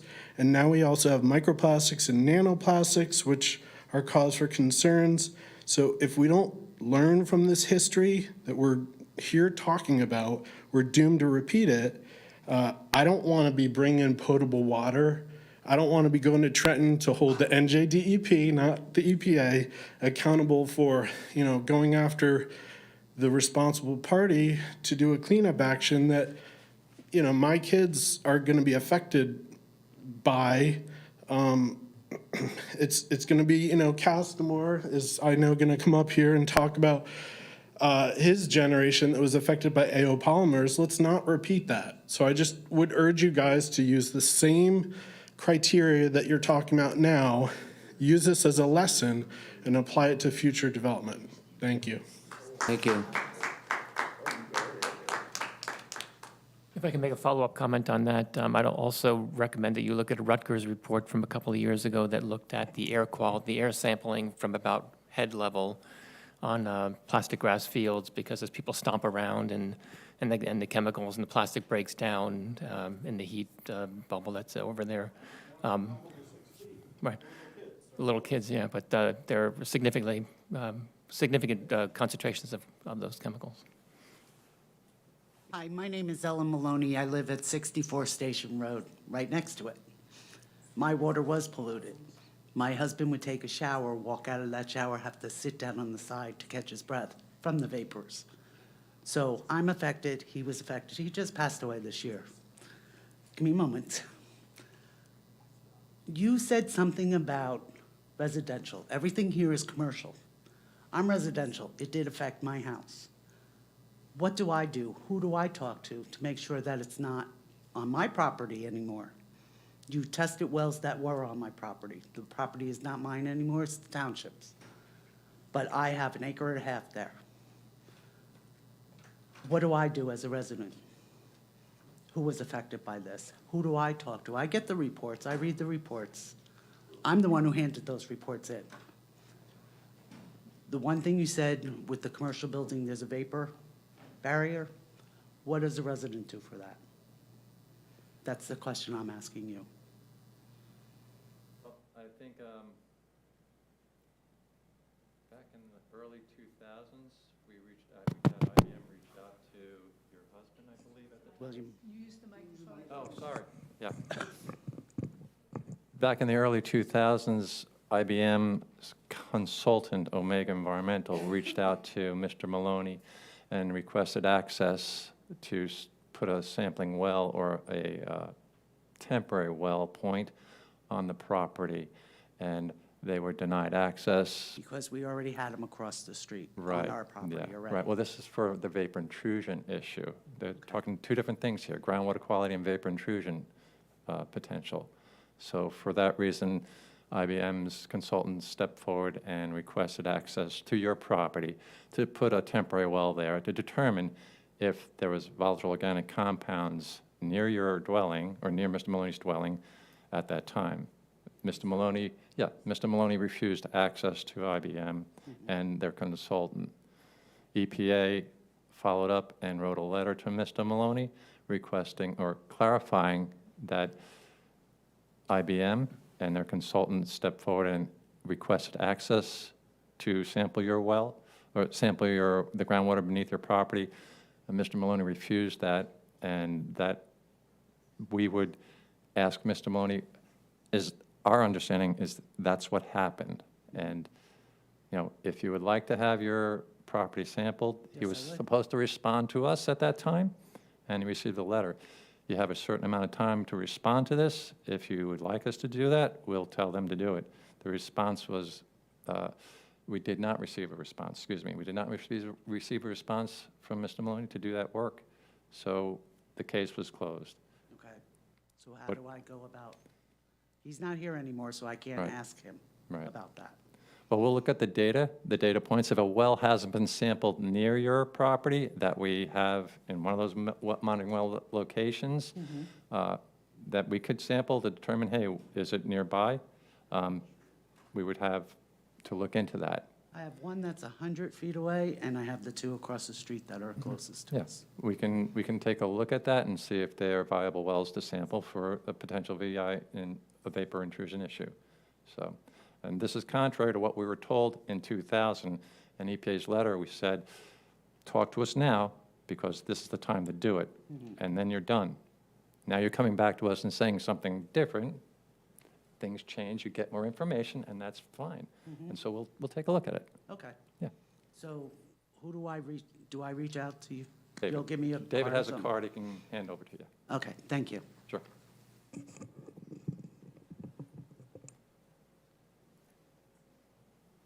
That alone makes it worth it. That alone makes this meeting worth it. Jim Castamore, Sparta. I really enjoyed your AOP 9, very interesting. I'm not going to pick on you guys, I just want to tell you a little story. This is how this started. I went to a 50th class reunion. Picture of 5 girls. 3 were dead. Number 4 and number 5, very sick. Kidney cancers, this kind of cancer, that kind of cancer. Well, back in the day, Sparta was a small town. So if you lived down in Pacon Borough, you came to Sparta. If you lived in Byram Township, you came to Sparta. Well, went to a 50th year reunion, looked at this picture. Where's this girl? Oh, she passed away. Where's the? Come to find out, oh, kidney cancer, this, that, and everything else. Well, I got digging and looking, you know me. And this is not you guys. This is way back at DEP days. Sparta High School well, formaldehyde. On May the 23rd, 1979. That wasn't good enough. They figured, we're not going to tell anybody. May the 29th, 1979. Formaldehyde, all sorts of stuff in the well, Maloney wells included. Nobody said a word. That well was originally drilled in 1958. Mohawk Industry well was drilled in 1965. November of 1979, United States Environmental Protection, Edison, New Jersey. Stephen Genesis, probably in your day. No, probably before your day. And he goes on to say that formaldehyde was not detected in any of the samples. That's what started me looking. Nobody wanted to admit to this. 2 different analytical laboratories, 6 days apart. 3 months later, 4 months later, up, US EPA, it's on their letterhead, doesn't exist. Then you start looking. Well, the picture you had up, A09, really looked great. Until you look at MW4, 5, and 6. And they're the 3 wells that when you come out of the building, you make a right-hand turn, the ball fields are back there, 4, 5, and 6 are here. When the Environmental Protection Agency first started here, they said the plume was moving in a northeasterly direction, which is that way, okay, towards the Wallkill River. You all went in and did your cleanup up on Mohawk Industries site. I call it Mohawk Industries. My grandfather built the buildings. And it was always said at the time that the plume is going to move. And we know that. It's going to move in time. And right now, it's moving. We all know that, right? So your well is A09, looks great. But you go to MW4, 5, and 6, which are the 3 wells that are down at the very bottom when you come down the slope. If you take, hang on a second, I can show you. Hang on, this is an old map. AO Polymers is up here. The building's down here. 4, 5, and 6 are right in here, okay? That's where you walk to the backfield. If anybody wants to see it, it's an elevation map showing you where I'm talking about. The problem is the groundwater is only 2 foot below you, maybe. If you dig a hole down there tonight, we could get down there and go swimming tomorrow morning. You guys said, oh, it's this level. The problem is MW4 TCE level, it's not bad. It's dropping, and it took a rise. If you look at the little dit dots, it took a rise, and now it's dropping again. But let's get down to MW5, 170 parts. It's rising. Your cleanup goal was 1, right? You're 170. You're 170 times your cleanup goal. So the only thing I'm saying is, guys, you got to go back and open this thing up again and say, look, we got to go back and have a look-see. And I know the EPA doesn't want to do that. And DEP doesn't, well, it's been turned over to DEP anyway. But these numbers are rising. Your little dit dat thing here shows all the numbers are rising. Can you explain why they're rising? Is the plume moving that fast? So, Mr. Castmore, any plume's going to have an area where there's going to be higher concentration. Now, as I mentioned before, we treat to 300 parts per billion, after which natural attenuation occurs. So we're still well below that 300 parts per billion threshold. So why was your cleanup goal 1? that's the groundwater. It's standard. groundwater. Correct. Our treatment standard was 300 parts per billion, after which we can't treat it anymore. Natural attenuation has to occur. So the natural processes in the aquifer degrade the residual contamination. But the water level down in Station Park, okay? If you're on some of the fields towards the high school, after a hard rainstorm, you can't walk on them.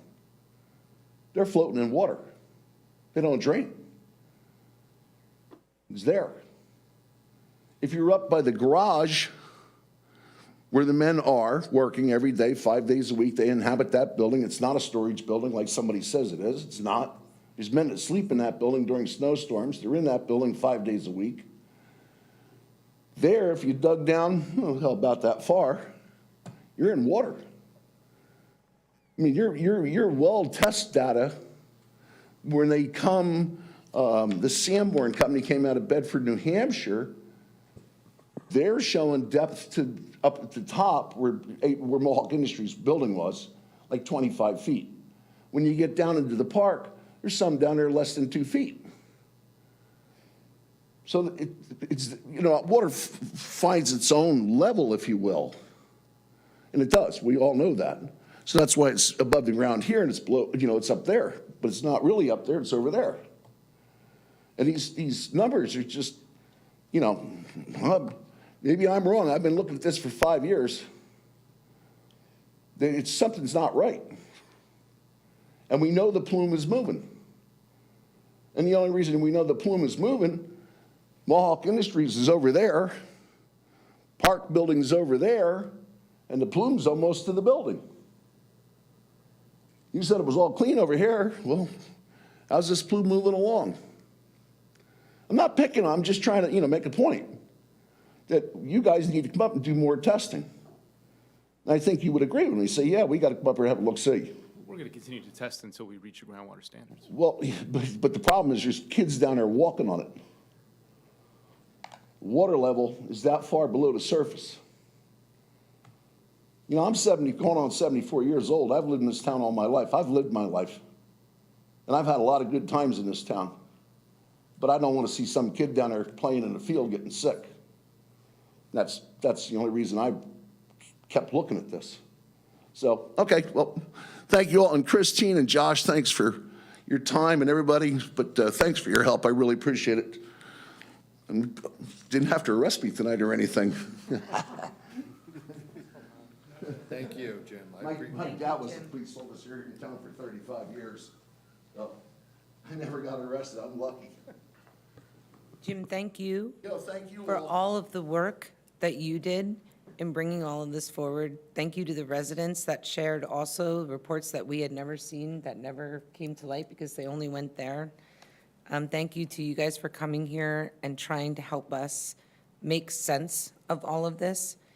And thank you for, I know that it kind of put you in an interesting position because you were testing, you were reviewing data that was already done. So you did not have the opportunity to go down there on your own, pull your own samples, do your own stuff. You were sort of looking at this compilation of thousands and thousands of pages of data. So thank you for doing that, and Jim for arranging all of that. Yes. I just want to show everybody one thing I forgot to show you all. And this is from Omega. This is what the EPA published. This is what really got me going. See all the red? That's what it looks like down there. I know. Green means good and go, and red means stop. Something's wrong. Well, there it is. That was published by the United States government. Matter of fact, it was on one of those pages in that 40-page report. The last one, this is the help me, 25-year report is where this was. The fifth Yeah, 5 year. Thanks. The fifth 5-year report, which I call 25. Thank you.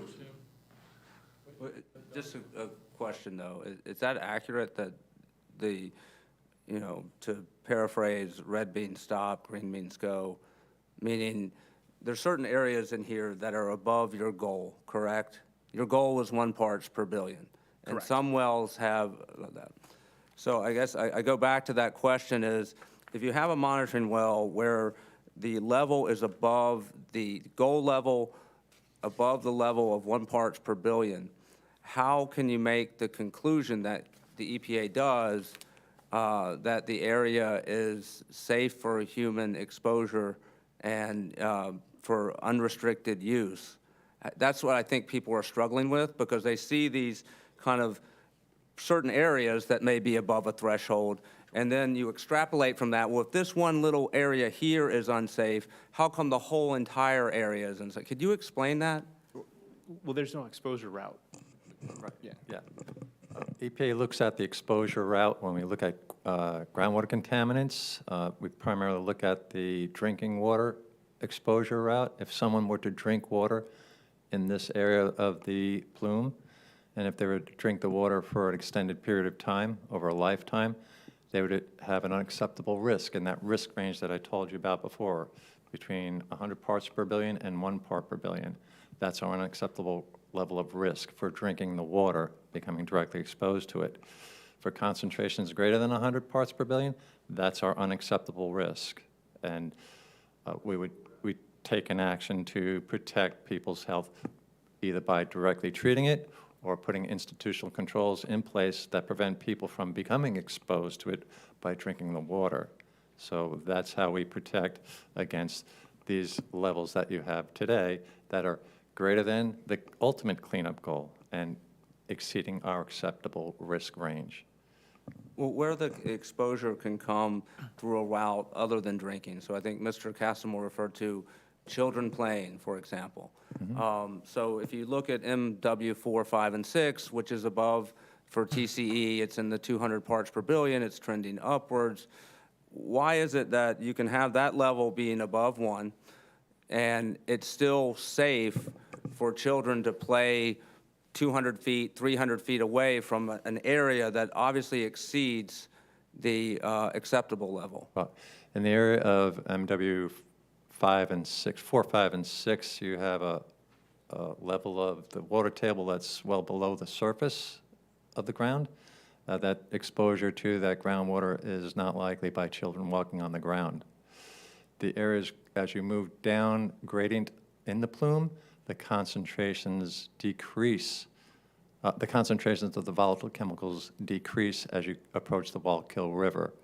And those areas for exposure are, you have a lower concentration, if you have concentrations at all, that do not present an unacceptable risk to the most sensitive receptors, such as children. Again, that range that I've described to you, that is an acceptable risk, or unacceptable risk range between 1 and 100 parts per billion for TCE, those levels are built in to be protective of the most sensitive receptors in our population, which is children. And they're very conservative. Again, we're being criticized for being overly protective by using these numbers. But as you move down plume towards the shallower groundwater, as you approach the Wallkill River, we don't see those same concentrations that you see up in MW4, 5, and 6, which are about 10 or 15 feet below the surface of the ground. Yeah, just, so it's for illustration purposes. So if this is NW4, 5, and 6, and it's at a, 200 parts per billion, that doesn't necessarily follow that down gradient from that, you're going to have the same level of TCE. Is that right? That's absolutely And is that correct. because of natural attenuation? Yes. And so the fact that you have a higher level here doesn't mean you can extrapolate to the entire site that it's going to have those high levels of TCE that you're seeing, or high above your goal threshold. Am I right about that? That's correct, and that's supported by the data that we have in those reports. Okay. But we know the plume is moving, and you guys already said the plume is moving. So eventually, Mr. Mayor, that plume that we're talking about eventually is going to work its way across Station Park. It came from Mohawk Industries is where it started. We Okay. know that the plume is moving in a northeasterly direction. That was stated in 1980 by the Environmental Protection Agency in one of their write-ups that said they knew the plume was moving towards the Wallkill River. So as time marches on, it's going to slowly get its way over to the Wallkill River. It's going to be right underneath Station Park. Right? It's moving. We know the plume is The I think plume, the- hang on, the- let me clarify the plume, or movement of the plume. When we look at a groundwater plume, that one image on the poster board that you showed folks, that was the boundary of a plume in 1990, I believe. 1990, yes, sir. Right. When we look at a plume and determine if it's moving or not, we're looking to see if the boundaries of that plume are extending and growing outward. That's what a moving plume is. You're talking about something different. You're talking about concentration gradients within the plume. But it's still And moving. But it's staying you're inside the getting little circle. transport within that plume Right, further down okay, gradient yeah. at a decreasing rate or a decreasing level of contamination as the plume Well, we don't groundwater know that, moves. right? If I could just add, Go ahead. and I'm a geologist by training. Plumes do two things. They grow and they shrink, okay? They don't move horizontally away from a source area. You have to have a source area to continue to feed the plume for that plume to be growing. What the EPA did years ago through soil removal, thermal treatment, which is essentially the gold standard of remediation, soil vapor extraction, lots of treatment things. They took care of the source area. When you take the source out, you can't keep feeding the plume. So what happens is the plume will shrink over time. And the concentrations go down. And yes, as they get to a point where the soil vapor extraction system can't extract any more vapors. The concentration is too low for it to extract. At 300 parts per billion, again, 300 drops in a 10,000, right? You can't get that out by doing further treatment. It just doesn't work. And it's, unfortunately, your site's not an anomaly in New Jersey. This is a common site, okay? You drive around, lots of strip malls throughout New Jersey are a lot worse than this site today. because this is the same stuff that dry cleaners use. So when you take your clothes to the dry cleaner, you can, one of the things that you remove, or when we go into do a vapor investigation in somebody's house, you ask them, do you get your clothes dry cleaned? Because if you have dry clean clothes in your house, you will have vapor levels many times the standards, air standards. So just the plume shrinking, I just want to make sure you understand this. It's not, when they take the source out, that plume is not going to move and go beyond its limits. You get what's called a sentinel well, which they have, and that sentinel well stays clean. And they've got the end point of that plume, so that your plume is shrinking over time. Then why is the level of 4, 5, and 6 rising if it's shrinking? Because the levels are so low that over time, you have fluctuations to it. I don't have a site, and I have hundreds of them in our company. I personally have overseen over 100 cleanups.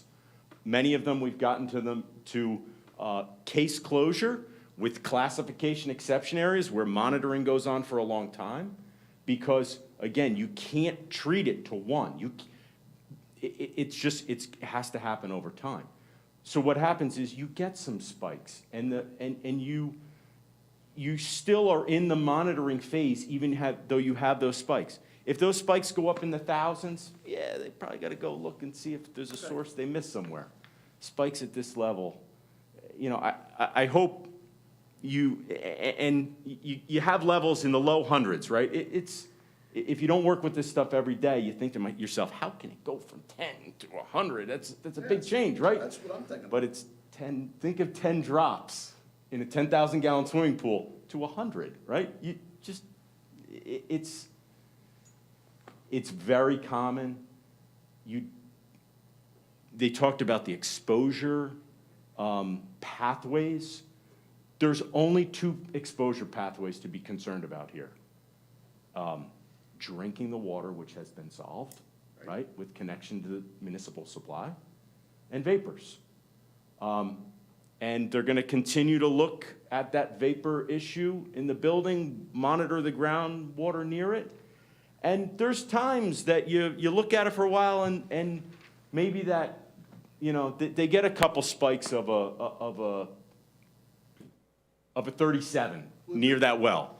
I'm sure that they would go to IBM and say, you know what, let's take a couple subslab samples and just be sure, right? But that hasn't happened. The last time a soil sample was done in Station Park was in the 90s, correct? Correct. Okay, thanks. Soil, when you clean that soil source up, you clean it up. We're talking down in the park now. The last time they did soil samples down in the park was in 1992, 3. It was somewhere back in there. Mr. Montoya would know better than me, but it's back there in one of those files. Wouldn't it be prudent to go back in there now and retest that soil down through there because of all these vapor gases coming up through? Wouldn't they get caught up in the dirt? So keep in mind, your groundwater standard is 1 part per billion, and we're dealing with 170, 200? call it 200. Yeah. The New Jersey Department of Environmental Protection's direct contact soil standard is 15 milligrams per kilogram.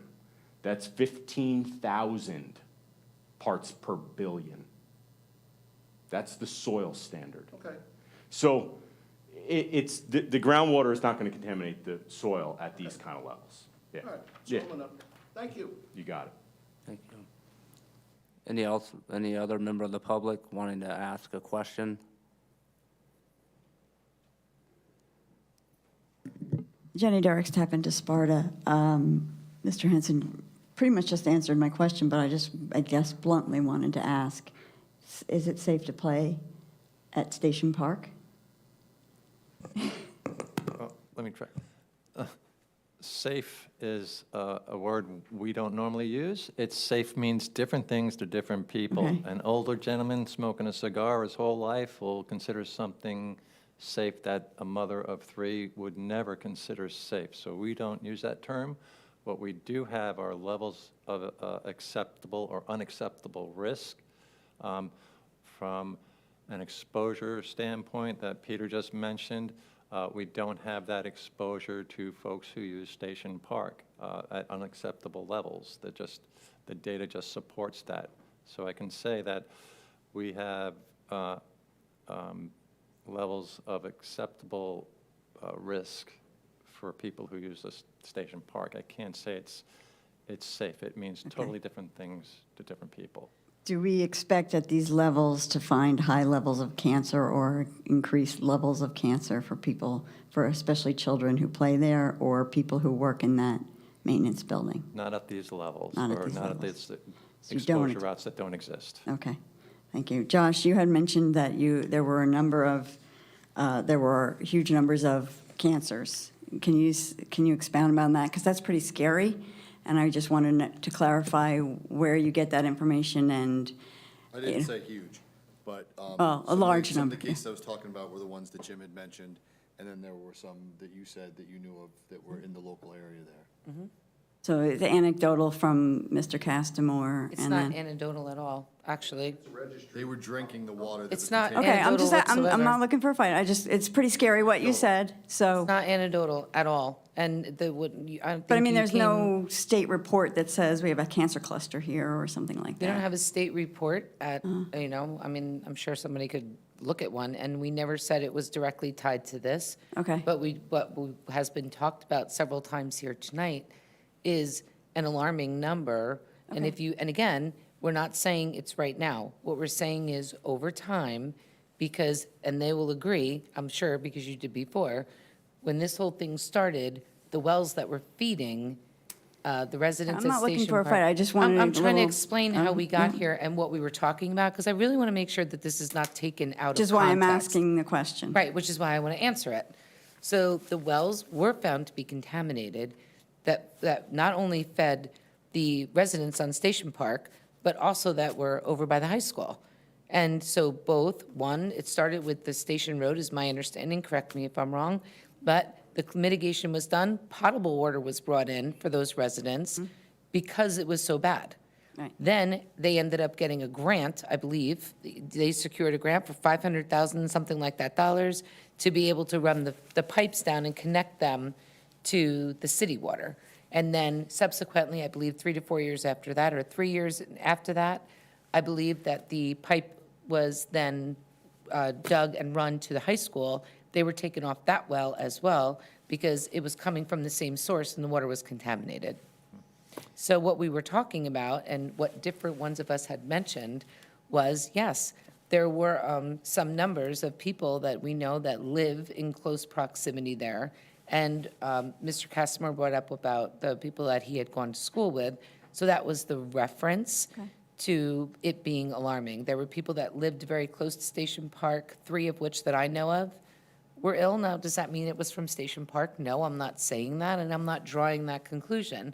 But what I'm saying is, it pays to be mindful of these different things. And when you start looking at the bigger picture, doing all the homework, talking to the residents down there, it's a lot more than just statistics on paper, which they by themselves can be alarming when you start seeing what's happening. But when you hear those stories, you look at these reports, you see tests rising, and you know the kids are there every single day, there's no question that we should run this down, that we should be having these conversations, that we should be asking these questions, that we should be looking at Oh, these it's tests that we helpful. didn't get. Excuse me? It's helpful to have the information. Yeah. And Yeah, so, well, I- it's helpful, but unfortunately, we had to get some of these tests from a resident because we didn't even have access to them. Okay. Thank So that's why we're in this room. No, I agree. Thank you. And with regard to access to information, EPA publishes its 5-year review reports. If you go online or you Google AO Polymer Superfund site, you'll see all the data that we've gathered from the 1990s through today, present day, from the remedial investigation report to the last 5-year review report that was done. It's available for the public to go over. We want these conversations to happen. We want to talk to you about them. And ours is a public-facing program where we go out to the public and share this information with you. Because That's And it's not on you guys at all. Yeah, but- no. And to your point, what you guys who understand the science and do this every day, and you look at a test and you consider this safe, is way different, like you said, to a parent, to a mother whose 3 kids are there playing every day, because none of that seems safe. right? But the explanations are very helpful to getting to that point. Well, I think, though, the EPA is going to be somewhat, baffled, at least I'm baffled, that we've had a series of projects on this site. Am I right? We built a shed, we allowed turf fields. Do you recall a time at which you were brought in to Township Council and asked to explain the status of the remediation before Sparta Township engaged in those things? Yes, back in the 1990s, we had a public meeting with regard to a proposal that the Township of Sparta had to build a school. I don't know if it was a high school in Station Park, and we responded to that request to meet with the public and discuss the sample results and presented the data to the public. And it was the township's decision whether to proceed with that or not, based on that data, not EPA's recommendation, but based on the data that you were supplied and the knowledge we provided you. But that was with respect to a school. I'm asking with respect to the building of the storage shed, the turf fields, any of that. At any time, did anyone from Sparta ask you to come in, as you've done today, and present the status of the remediation as it existed at the time that they were deciding on whether to build the storage shed or any of the other improvements that they've made? No, no one from Sparta came and requested us to present information, but we're always available to do that. And any other future projects you have in mind, we'd be happy to come in and talk to concerned residents and present information to the public. And so were the levels, say, for example, I think it's 2016 of when we may have done, I think, a field there, would the levels of, say, TCE at that time probably likely be higher than they are today because of the natural attenuation and the remediation that you've done? Yeah, that's correct. They probably would be higher in 2016. In fact, there's probably data that we could look into and look at that to answer that question. But the point that Peter made earlier, these levels that were higher in 2016 still don't translate to an exposure to folks using the ball fields. So my question also is, in the beginning of this, so we had some organizational shifts also in Sparta Township, and this might explain a little bit of it. So in the beginning of this, if you go back all the way to the beginning, it was the Sparta Health Department that was working with you guys. You guys obviously were taking the lead, but it was the Sparta Health Department that was sort of served as the anchor for all the data and the communications and all of that stuff. Subsequent to that initiative starting, we outsourced, if you will, our health department, which then became Sussex County. So I'm almost putting, I am of the opinion that the information that was being garnered was going to our health department, which probably by that point, halfway through this, if I look at the timeline, was the county, and not actually physically located here. At the time, I was a project manager back in the early 1990s when you did have a health department. I communicated with the health officer, Ralph Dieries, on a frequent basis to provide him the information about the site. Right. And he went to the county. Well, thank you very And much. he's at the county, right. He went to the county. Oh, he did? So, Oh, yes, good. he went to the county. So I would just say thank you, but honestly, I'm intrigued by what you said. I'm inspired by the fact that you speak highly of IBM, who is now, who you're working with here. I think based on what we've heard here tonight, it's prudent for us to maybe put together, different qualified spot testing down there based on the data that we have, and maybe come back through Jim to you to ask IBM if they would be willing for these reasons, because the public has expressed some concern, just to make absolutely positively 100% sure that we can go back with new data from soil, not from 1990, but from 2024, that says, we tested this, and this is, I don't want to use safe, I don't want to use that word, but we know 24 years into this thing, we know that our Our numbers are where they should be. We have tested something that we haven't tested in 24 years. And also, in looking at one or two of the wells that are not closed, that have not been tested in a very long period of time, to be able to come up with reasons why we would like them to do some spot testing, not every well, not all of, Station Park. I think we can come up with maybe a listing of those that could come through the manager, maybe with Equal Sciences as well, to be able to come to you, bring to you, and have you vet it and work with us to maybe get some additional spot testing done, just so we can, beyond a shadow of a doubt, be sure. I know that these chemicals are tricky things. I'm appreciative of the explanations that you gave. I think from my perspective anyway, I know we have felt strongly about this. I think it never hurts, especially when we know that there are areas down there that have not been tested in quite some time, to move forward with spot testing in some of the ones that wasn't, just to be sure that those areas that have not been tested are also in line with where they need to be. That's my opinion. But I want to thank you for coming. We've learned, again, a tremendous amount, and thank you for your patience, because obviously, as we've said before, this is not something that we do every day. And thank you for understanding and acknowledging the fact that to us, these numbers are terrifying, because they're huge jumps that are alarming. So thanks for explaining it to us in a way that we can understand it. Yeah, and I will just say, I haven't, I appreciate the time and effort that you've put into it. And again, I'm usually not in a position, given my background, to agree with either the United States government or corporate malactors, like Mohawk Industries. As I mentioned to you, my prior firm, I worked with lawyers who did the Exxon Valdez case, they did the Rocky Flats contamination, and they did 3 Mile Island, some of the biggest environmental disasters that ever happened. So I'm never really in a position to be that credulous about when someone tells me an area is safe. But from what I've heard, and you can correct me if I'm wrong, you don't see necessarily a rational scientific basis at this point to take on the additional testing that we're considering. That seems to be my takeaway, or at least we're going to have to come up with a pretty darn good reason for why additional testing is required, and have a kind of scientific basis. And I haven't heard tonight what that scientific basis would be.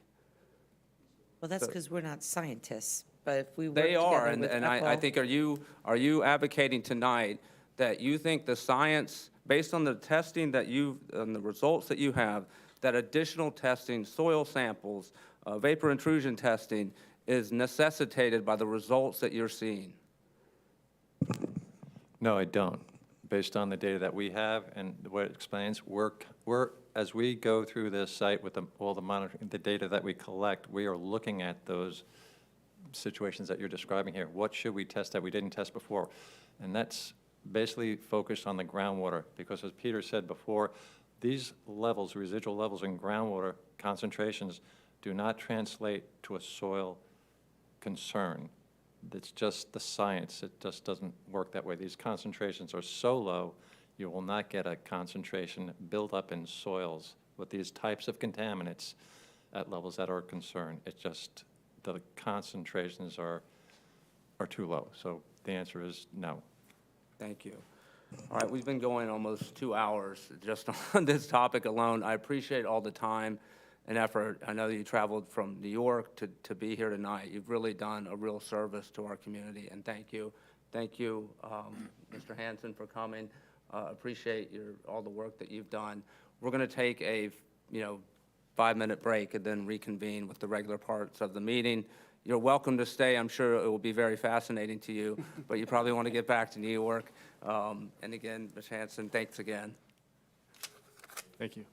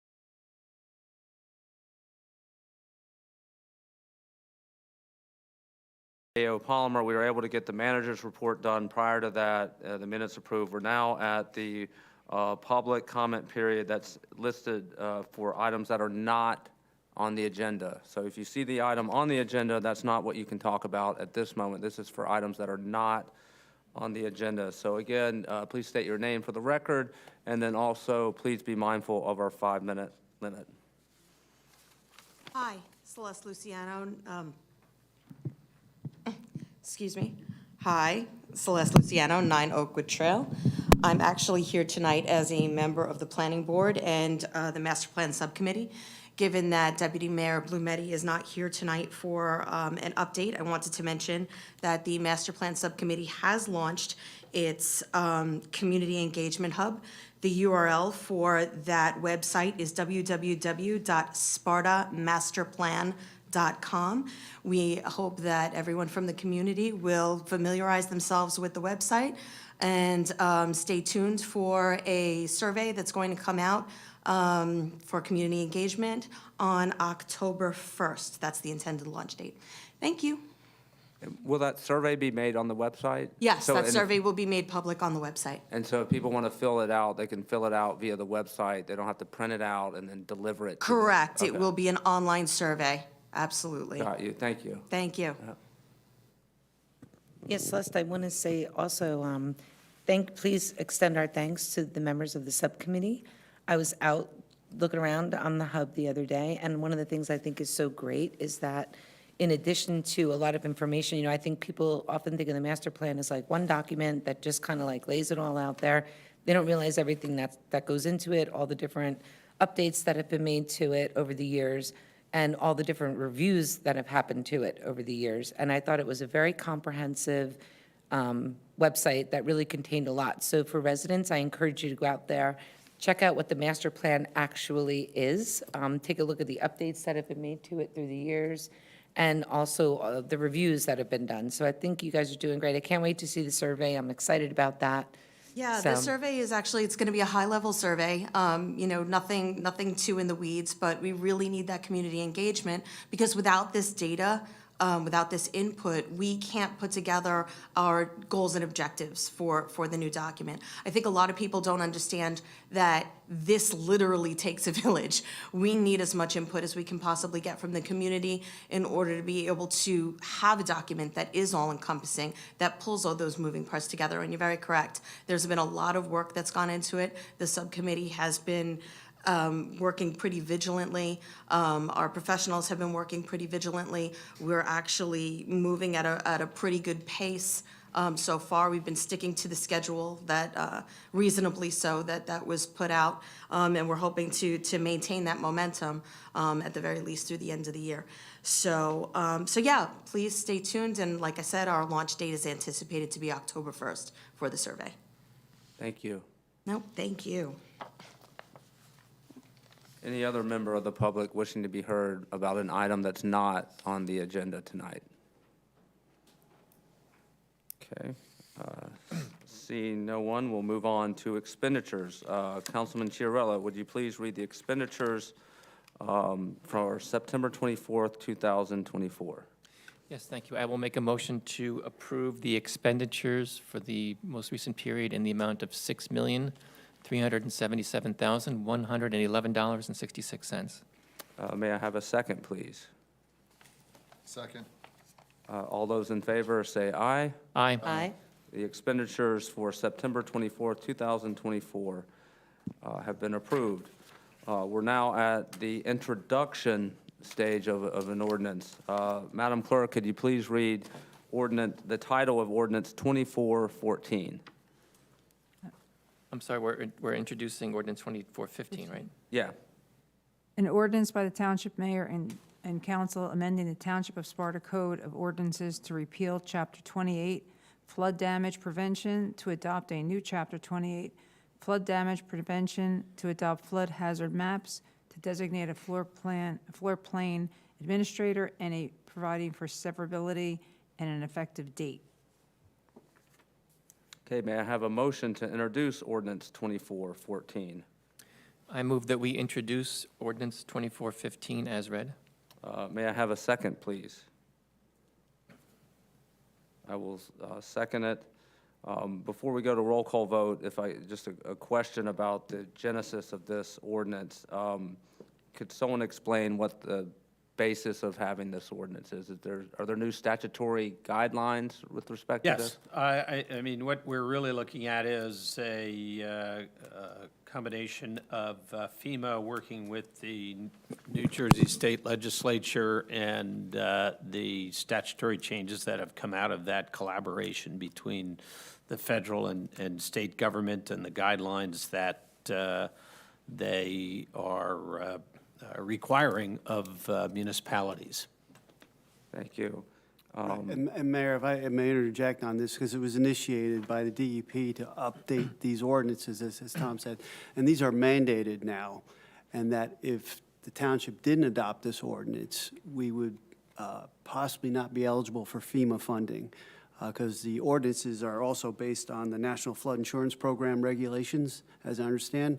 And we updated our ordinance to reflect the mandated changes that are required by DEP. And we also updated the floodplain administrator on our old ordinance was a construction official. It is now our township engineer. And that's why we're doing this. So I have a question. What is is there, maybe that's a better way to ask it, is there any impact to homeowners or business owners as a result of this designation and this update? Well, there could be in terms of homes that are located in floodplains. So yes, the stricter regulations are applicable to homes in certain designated areas. So what's the process for alerting property owners that are in the flood, that are there? How do we make them aware that this is now changed and that there could be an effect on them so that they can take appropriate action to safeguard their property? Well, once the ordinance is adopted, we can post it and put a notification out on it.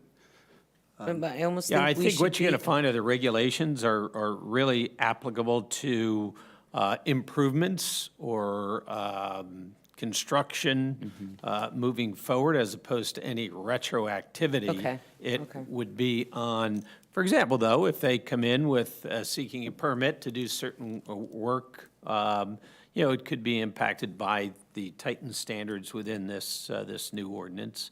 So I But think- there is qualifying language in here that it does not change anything with regard to what they call ordinary maintenance and upgrades, such as new windows or something along those limited, So there's nothing in here that's going to say a certain part of town is now a floodplain. Correct. You now live in a floodplain, plan accordingly. It's it's- only about maintenance and new construction yeah. for and- houses that are in those areas. Yeah, or, if you were going to renovate a house, or you were, substantially renovate a house, that's why they now have the township engineer as the floodplain management official as opposed to the construction official, because, the township engineer would evaluate larger projects such as that. All right, thank you. Chris, if I may, from an OEM standpoint, we had just updated our hazardous mitigation plan with the county, and that was also a part of it. And so what they'll do is they'll go out and look for areas within town that may be an area that could be flooded with heavy rains and hurricane.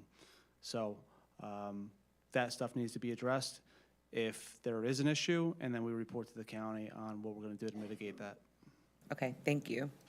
Yeah, and I can tell you that these guidelines have already started to affect, land use applications. I can tell you that with respect to, like, the Lake Mohawk Tennis Club was, considering adding pickleball courts, and there are various plans that were used. One of the plans that was rejected was by the board at the tennis club was exactly for this reason, that it could affect some of the floodplain areas and I think stormwater as well. But they had to say, listen, these regulations are coming down the pike. We can't choose this plan because that plan will impact floodwater mitigation, et cetera. So that got rejected. So they're already, I think it primarily affects people who say they want to develop on a floodplain. They're going to have to meet these new standards. And I think it might be helpful for the hearing, because it now vests in our township engineer a significant amount of authority, and probably a significant amount of extra work, if it looks like it. If you read the statute and all the duties that the flood plan administrator does, including interpreting the regulations, I think that I would be interested in hearing from our engineer at the hearing what, sort of an overview of what he sees as the impact on his job, and then probably, going forward with respect to applications, et cetera. I think that would be helpful, at least for me, to hear before we actually have to vote on yay or nay on this, although I understand we don't have much of a choice. But I think it's helpful to be as informed as we can. So if we could have Mr. Stoner available for the hearing, I think that would help everyone. So with that, we've had a first and a second. So may I have a roll call vote on the introduction of ordinance 2414, Madam Clerk? Thank you. Councilman Hertzberg, Yes. Councilwoman Quinn, Yes. Councilman Chiarello, Yes. Mayor Clark. Yes. So ordinance 2414 has been. 2415. 2415 has been introduced. We are now at the hearing of an ordinance. Madam Clerk, can you please read title of ordinance 2414? An ordinance amending Chapter 7, Traffic of the Revised General Ordinances of the Township of Sparta, amending Section 7-13, parking prohibited at all times on certain streets. Okay, and now that it's been read, it's now open for public comment. Is anyone from the public wishing to be heard on ordinance 2414? Okay, seeing no one, I'll take it back to council. Anyone from council wishing to be heard on ordinance 2414? Hearing no one, may I have a motion to adopt ordinance 2414? I move that we adopt ordinance 2414 as read. May I have a second, please? Second. Madam Clerk, may I have a roll call vote? Councilman Hertzberg, Yes. Councilwoman Quinn, Yes. Councilman Chiarello, Yes. Mayor Clark. Yes. So ordinance 2414 has been approved. Next up is our second public comment period, and this is limited to the resolutions. So take a look at the resolutions. If you have any questions about those or want to make a comment about the resolutions, please approach the microphone, state your name, and please be mindful of the 5-minute limit. Thank you. Jennifer Derrick's tap into Sparta regarding 9.5. It appears to have just been added. I guess this means Sam Rome is no longer, or he's retiring or resigning. Is that, He's on leave. he's on leave, okay. And given that, is this so it says interim? And is there an expectation that Ms. Crumpfer will stay on? Or is there an expectation of doing a search to fill the roles? Or you can't speak about that right now? Yeah, we really cannot, the council cannot, it's a personnel matter, but, this individual, the resolution provides for an individual to step into that role as an interim during the leave of absence of the current CFO, With to be no- determined. So there's no end date, and you don't need an end date? Not at the moment. Okay, thank you.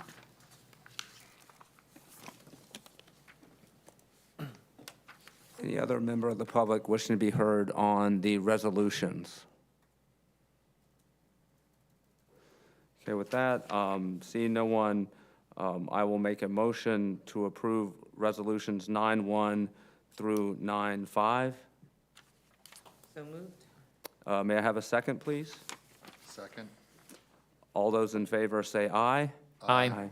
So resolutions 9.1 through 9.5 have been approved. We are now up to the council liaison updates, and I will welcome back from Sparta, Greece, Councilman Chiarello, to go first on council liaison updates. Thank you. Couple of updates. I guess I'll lead with I did have an interesting and enjoyable visit to our sister city in Greece, where I had a formal meeting with the mayor. I did get to speak at the 2024 fourth annual archaeological academic conference there, and I was afforded a slot to have the opening welcoming speech for everybody. It was a wonderful experience, and want to do that? I can do that. Do I click, or do you want somebody else click? I mean, you'll have to sit over there to do Okay. it. Dan, just be sure to turn on the mouse and keyboard. Sure.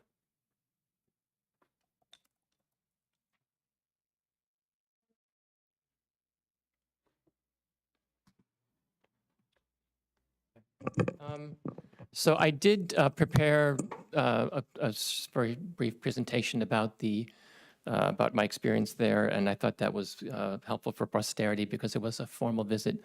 You're not going to see me pictures of lying on the beach or anything like that. This is just a formal walk through what our sister city looks like.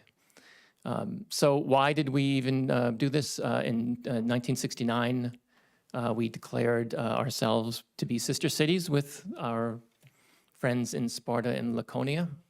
Laconia is the state in which they are governed. And in the last year, we took steps to sort of rekindle that relationship. This is the original resolution from 1969, which I shared a copy with the mayor when I was there a couple of weeks ago. In forming that relationship with our friends in Sparta, Greece, they extended the offer to speak at the conference, in which I was happy to accept. So what does Sparta, Greece look like? That's kind of what it looks like. It has a beautiful park, a beautiful central square. It's got a population close to the size of our town, except where our town is kind of spread out with big neighborhoods and single-family homes and lawns. Take Sparta and scrunch it all up together in a series of 4 or 5-story apartments and a road grid.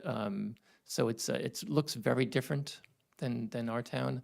And recently they merged the municipality with 6 neighboring municipalities to create an overall population of Sparta, Sparti of about 33,000. But the actual city is about 18,000. And again, you'll find throughout town a lot of apartments, a lot of restaurants and shops. So that's what it looks like. This is the old town hall, by the way. They have a new town administration building, which is around the corner. They use this for weekly council meetings. This is Mayor Michaelis Vikalopoulos. I practice that a little bit. So he is the mayor. And he also acts as the administrator in the town. There are 9 paid deputy mayors and 3 additional non-paid mayors. They act as sort of, the way their town structure is, they act as sort of department heads. They call them deputy mayors there. There are 35 council members, and they meet weekly. So it's almost like a parliamentary system that they have.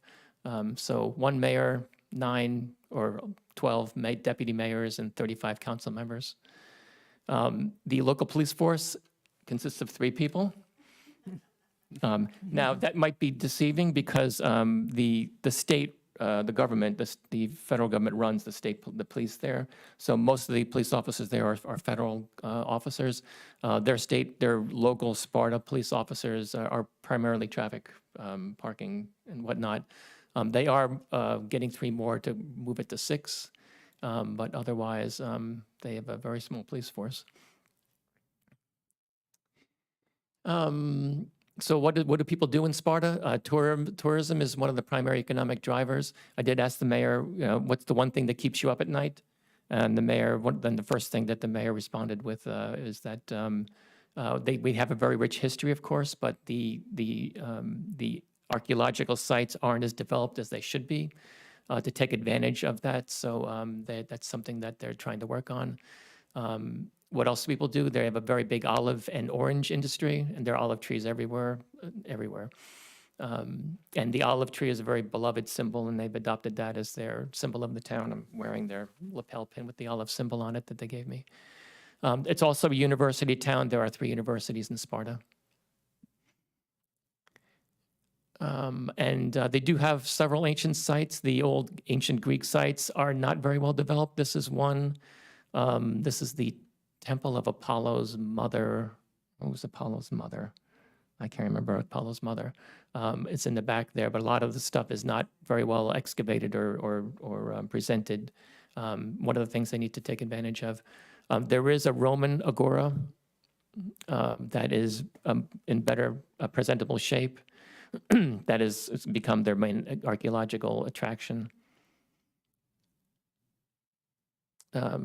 Sparta, most people go to Sparta to visit Mistras. Mistras is just about 5 miles away. It's an old Byzantine city that's been abandoned, and it's a beautiful place to walk through, and you can see Sparta in the distance here. And again, the other big attraction is the statue of King Leonidas. I thought the statue was very old. It's not. It dates back to the late 60s when it was erected, which coincides with the time of the government change that they had there briefly. So this is they have an annual academic conference, and I was happy to speak to there. They had about 75 people attend. Another 200 people watched on Laconia TV online. There were people speaking from several U.S. professors, some in Great Britain and Italy. Some of them were from Greek universities. They had real-time translation, so it's almost like you were in the United Nations. You had that. You were listening to somebody translate as you were talking. It was kind of interesting. This is on Monday after the meeting. This is Mayor Vikalopoulos and Anastasia Kanelapoulou. She is the president of the Sparta Institute. I'm happy for everybody who contributed. We had a whole suitcase full of gifts, many of them from the chief here. He particularly loved the cap. Although he said, we had all these things from the police department, from the badges and the patches. And he only have 3 of them, so I think he kept most of them to himself because he really liked those. He also loved the football. We had a customized football jersey, one for each of the people here with their name on the back. That was Steve Stoner donated and Matt Beck. They both loved those as well. So we also had gifts from the Historical Society and the Sterling Mineral Mine. As well as our own municipality. I need some water.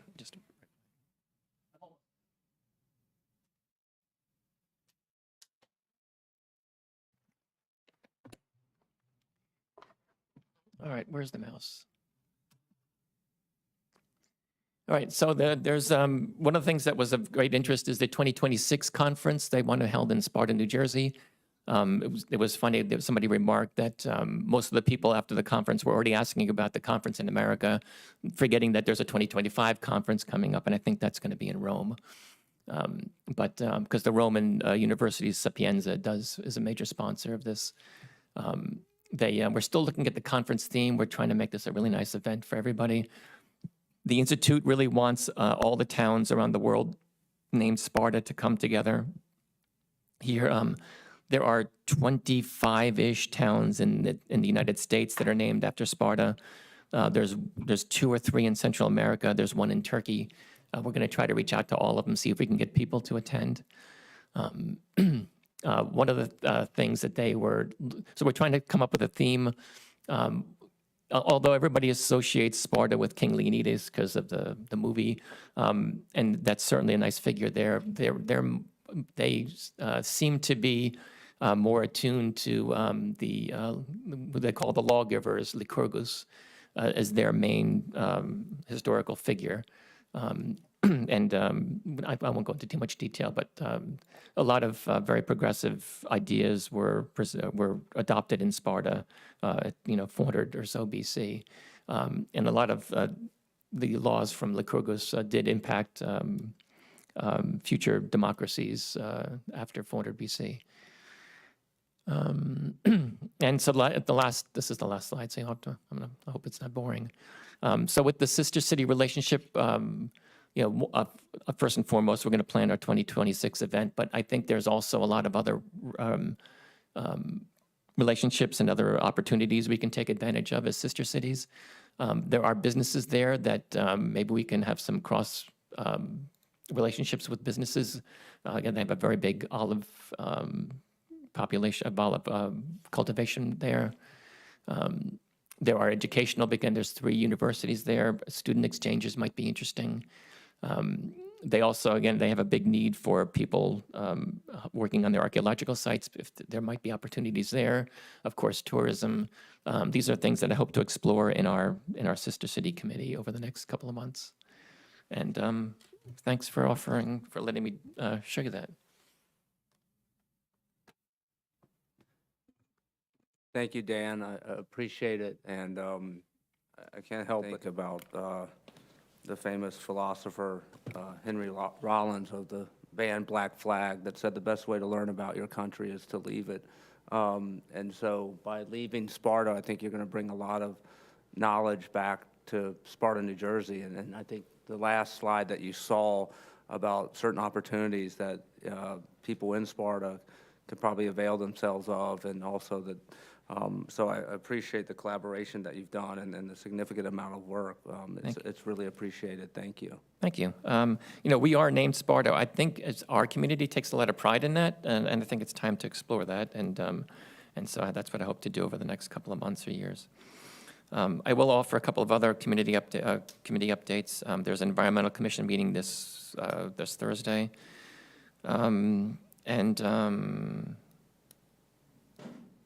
I think I talked enough, so I think we're good, thanks. Dan, thanks a lot for representing us there and for Sure, thank you. traveling over with the whole suitcase full of gifts. on It was a behalf of heavy us. suitcase, yeah. I can share a copy of the presentation if you're interested, too. So thank you for that, and also maybe something to think of for 2026 too is you have things like the Michigan Spartans in addition to all of that. Yep. And then maybe something fun, like it takes a little more to be a Spartan, regardless of where you're a Spartan. But I think it's great, and I think it's going to be really interesting to host it here and to be able to have everybody come to Sparta, New Jersey, which I think is really something that we should be proud of, that they're going to allow us to host it here, so. They're very excited about it, and so am I. I actually have spoken with the mayor of Sparta, Wisconsin, and he's all in. I told him to bring his football team, and we'll have a good time. Thanks. And we'll just work our way down.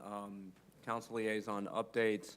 I don't have really many. I know I'll leave the rec committee to, I think we're not having a meeting in September, I think we moved it. to October. October, that's what I thought.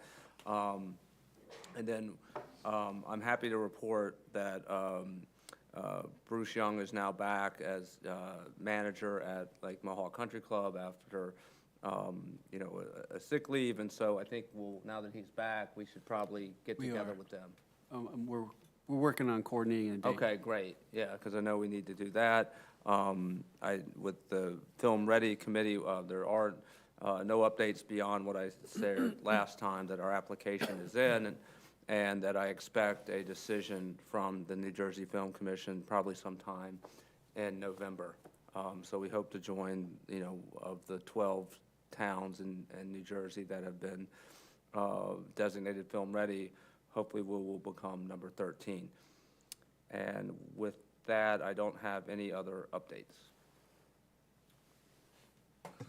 The Business Development Committee met, talked about a lot of things, but I think the important ones to bring up are that we once again found inconsistencies with the minor subcommittee waiver.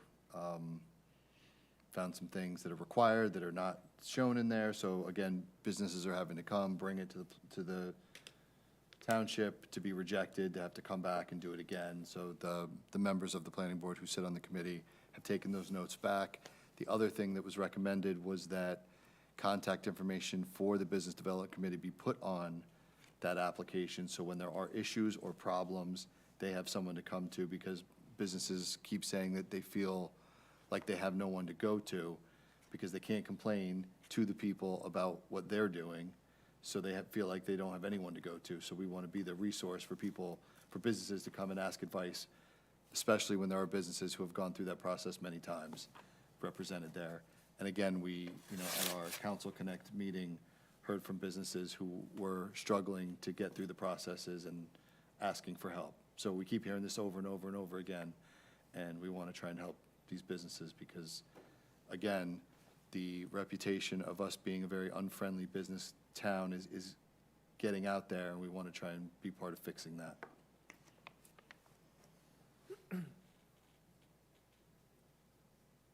And the other thing that they asked, I brought it up at the last meeting, I don't know that it went anywhere, but I'll submit it in writing so it's very official, is that the Development Committee has requested that the planning board planning and zoning consider putting time limits, because one of the things many businesses have complained about is that people get up and basically take over the entire meeting, and that businesses get pushed and don't get to finish their presentations, and it's costing them tens of thousands of dollars just to show up to that meeting. And everybody is requesting that time limits be put on the speakers for those meetings. So that's an official request from the Business Development Committee to the Planning Board. That's all I have. So, first update would be from the Health Committee. So I just want to let you know that, again, the Health Corner has been updated to reflect some information, but probably most important for people to know and understand is there has been, in the month of August, there was a pretty high rate of rabies. So please make sure that if you haven't already done so, you make sure that your pets are properly vaccinated and have their rabies vaccines. The county has seen almost 200 cases, and Sparta, I believe the number was about 29 in August alone. So please make sure that you're getting your pets properly vaccinated. So I just wanted to share that there. The Municipal Alliance met today, so we had a really great meeting today. And this was really our first meeting coming back from the summertime. So I think it was nice to see everybody back. We didn't unfortunately get every single person, but we got a majority. So some of the things we talked about today were the opportunity for the schools to be able to book their inspirational speakers from a selection of 2 or 3. Moving forward with schools that are interested, we left it up to them. In the Screenagers Initiative, if you remember, a lot of the schools were coming, the schools have voiced a lot of concern around the effects of social media and cell phones on mental health, and that sometimes leads to substance use and misuse. We also got the new copies of the Center for Prevention and Counseling program updates. So that was something else that the schools were asked to review and get back to us and let us know what programs they're looking at, if any, that are newly listed in the 2024-25 catalog. As always, the Center for Prevention and Counseling has done a great job of expanding their portfolio and their programs, so we want to make sure that we leverage that. I just want to shout out to Marie Morrow and Lisa, Lisa's at the county, she's our county rep. They did a great job on the reporting, and Lisa actually just was appointed as the county representative that's going to be handling all of the settlement funding. So she was just told that she's going to be doing that, I think, yesterday. So that's going to be the new contact for handling it at the county level. We also continue to search for information and programming for our veterans. They've asked as well, so we're really going out and trying to find some programs for them as well. There's a huge suicide rate with our veteran population, as we all know, and we really want to try to support them. So that's really what we spoke about today at the Municipal Alliance. So that's that. The Senior Advisory Committee is meeting tomorrow. The meeting in October will be a tour of SCUMA, so that's very exciting. I think everyone's really looking forward to that. The health bingo was done for our seniors, and the WISE program, so the WISE is called Wellness Initiative for Senior Education. The Wellness program is a series of programs that's going to be offered to the seniors in Sparta up at Trapasso Drive in the Senior Center. And it's going to be Wednesdays from 2 to 4, and there are 6 sessions starting October 9th, going till November 13th. So if anybody is interested, any of our seniors are interested in that, God bless you, information can be found on the website, but totally recommend that. The other thing I want to mention with regard to the senior the senior advisory, but over the weekend, I had the opportunity to stop by, celebrate the birthday of a very special Spartan. So we did a proclamation at the last meeting for Carolyn Stromey, and I got to tell you something. What happened over the weekend was amazing. The police, the ambulance squad, and all members of the community. There was a huge turnout. It was really very, very, very special. She was on when the cars drove by, all the cars were decorated. They had a police. Was that Sunday? Escort through town. Was that Sunday? Like, I got stopped with that. I was wondering what that was. That's what it was. Yeah, interesting. So, and then at the end point was almost like a float, I would call it, and it had balloon arches and all kinds of stuff like that. And really, she's a very, very special lady. She taught in school for many, many years. She was actually born and raised in Sparta.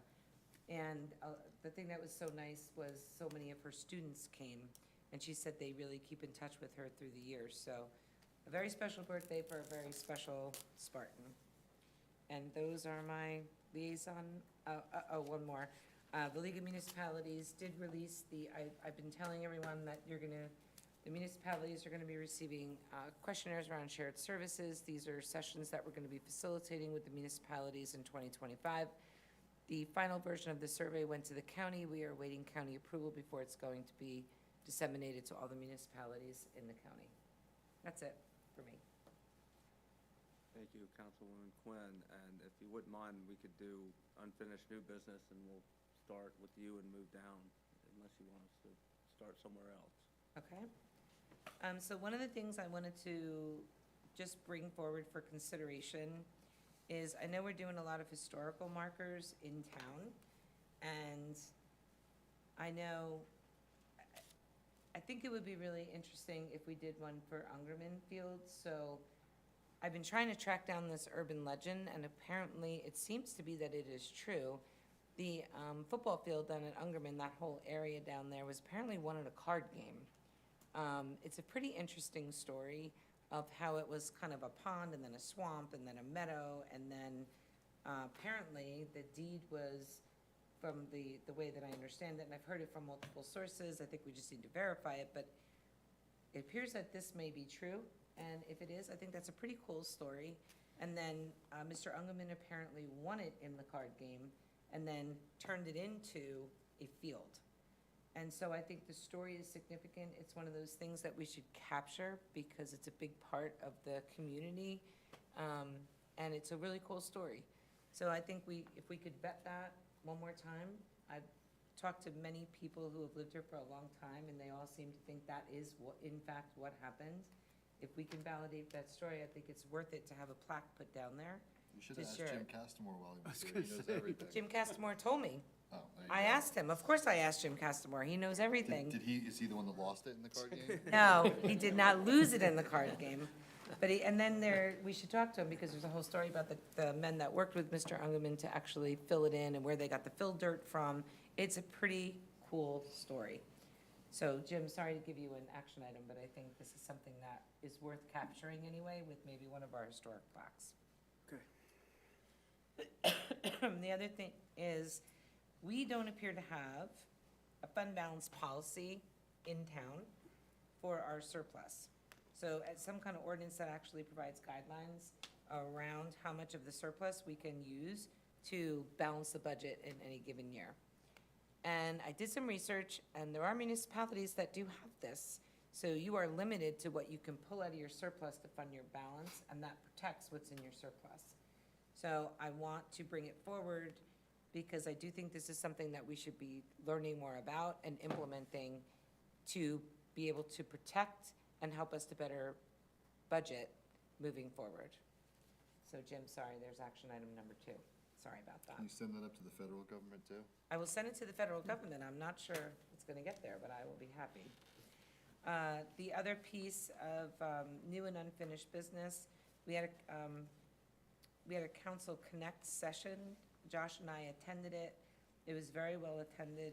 We had about 15 residents that came, and it was great. Josh and I followed up with every single person that came, and we forwarded all of the concerns for next steps and review to the manager. So I think it was a really great session. It was nice to be able to talk to so many people and to be able to hear what's going on and some of the things that they want. I will say, we had some general comments with regard to road maintenance, sidewalk maintenance and whatnot. I forwarded you to those. Many of those you're already looking at. Yeah, thank you for your responses, Jim. Yeah, thank you. Halfway there. That's okay. The other thing is the former Exxon property. You've heard us mention it here many, many, many times. No one is more upset about that than we are. We've brought it up. I don't know how many times have we brought it up now over the past 10-plus years. So Jim is on it. Those are the general things.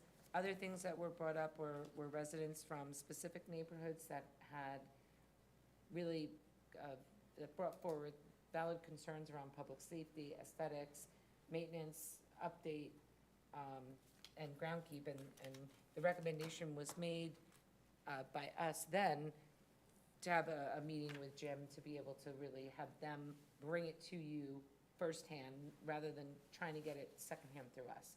So we're available. If you would like us to also participate in those, just let us know. But I wanted to thank you very much for the responses that you've already given us, in lightning speed, by the way, and also for your willingness to take the next steps and meet with everybody. We appreciate it. No problem. That'll do it for me. No, I'll just touch on the one thing, and me and you talked about it a little bit earlier, but, several years ago, I brought the residents' concerns. I had a meeting with one of the entire neighborhoods about the sober living homes. We put a plan together, worked with Tom's office, worked with the state, the senator, made sure we knew the rules, knew the laws. And then in the meantime, what Trenton does is change laws so that it can make sure that the people that make lots of donations to them get to do whatever they want. So in the meantime, they've changed the laws to allow these in our neighborhoods and in our residential areas.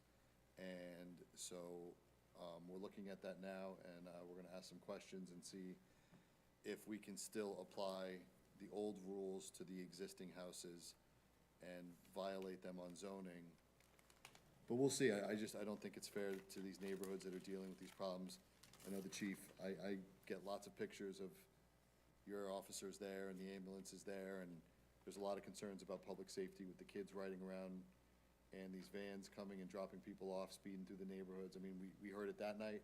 I've heard it over the last 2 years from other neighborhoods. And it's a shame that Trenton wants to take any decision-making out of our hands and control it from down there, but that's what it appears like is happening. That's all I have.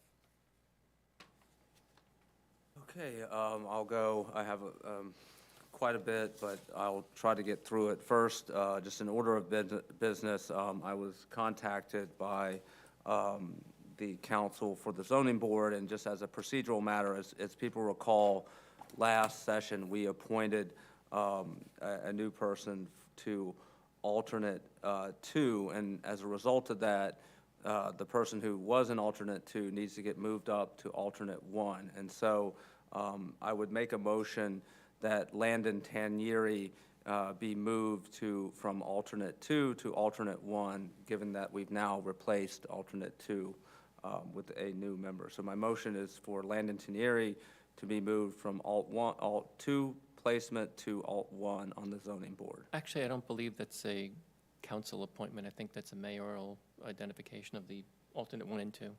Okay, so if we don't need can do council it by approval, fiat. and I hereby, dictate that that's what we'll do at the instruction of, if I can feel like a dictator for 5 minutes, then I'll do it. So yes, I will appoint Landon Tanieri as alternate 1 for the zoning board per the instruction from council for the zoning board and upon the recommendation of the zoning board president. Also, I got a notification from Mitch Morrison, who says that they need drivers and meal assemblers for the 2024 Love in Action Thanksgiving Prepared Meal Program. If they need to have, delivery volunteers by, obviously before they do this in November 26th. But if you're interested in doing this, please contact me, and I can put you in touch with Mitch Morrison, who will then sign you up for being a driver. But this is a huge endeavor where they prepare over like 2,100 meals for Thanksgiving for people that need them. So if you are interested, please contact me, and I'll get you in touch with Mitch, who's organizing this. And thank you to Mitch Morrison for this outstanding public service. I like the title meal assembler. I got to use that. As opposed to the meal cooker. Exactly, the assembler. Next up is, I was notified, and I've let Mr. Litchfield know about it, about a grant program for our veterans. It's for veterans who are previously homeless, who are now transitioning into a permanent housing, and that they may require kind of additional case management support when they transition to community living. I've let Mr. Litchfield know about it. Also, I assume, Jim, you may have gotten the same flyer. If not, I'll get it to you. But if we have homeless veterans or formerly homeless veterans in Sparta who could benefit from that, I hope that we can identify them and get them the support that they need. It sounds like it's a great program for them. So I've alerted Mr. Litchfield, and I'll send it to you as well. But I hope we can do that. Finally, I have, tomorrow I will be meeting with some investigators for the New Jersey Automobile Insurance Company. They are sort of the insurance company of last resort for New Jersey, and I became aware of a insurance scam that has happened in Sussex County.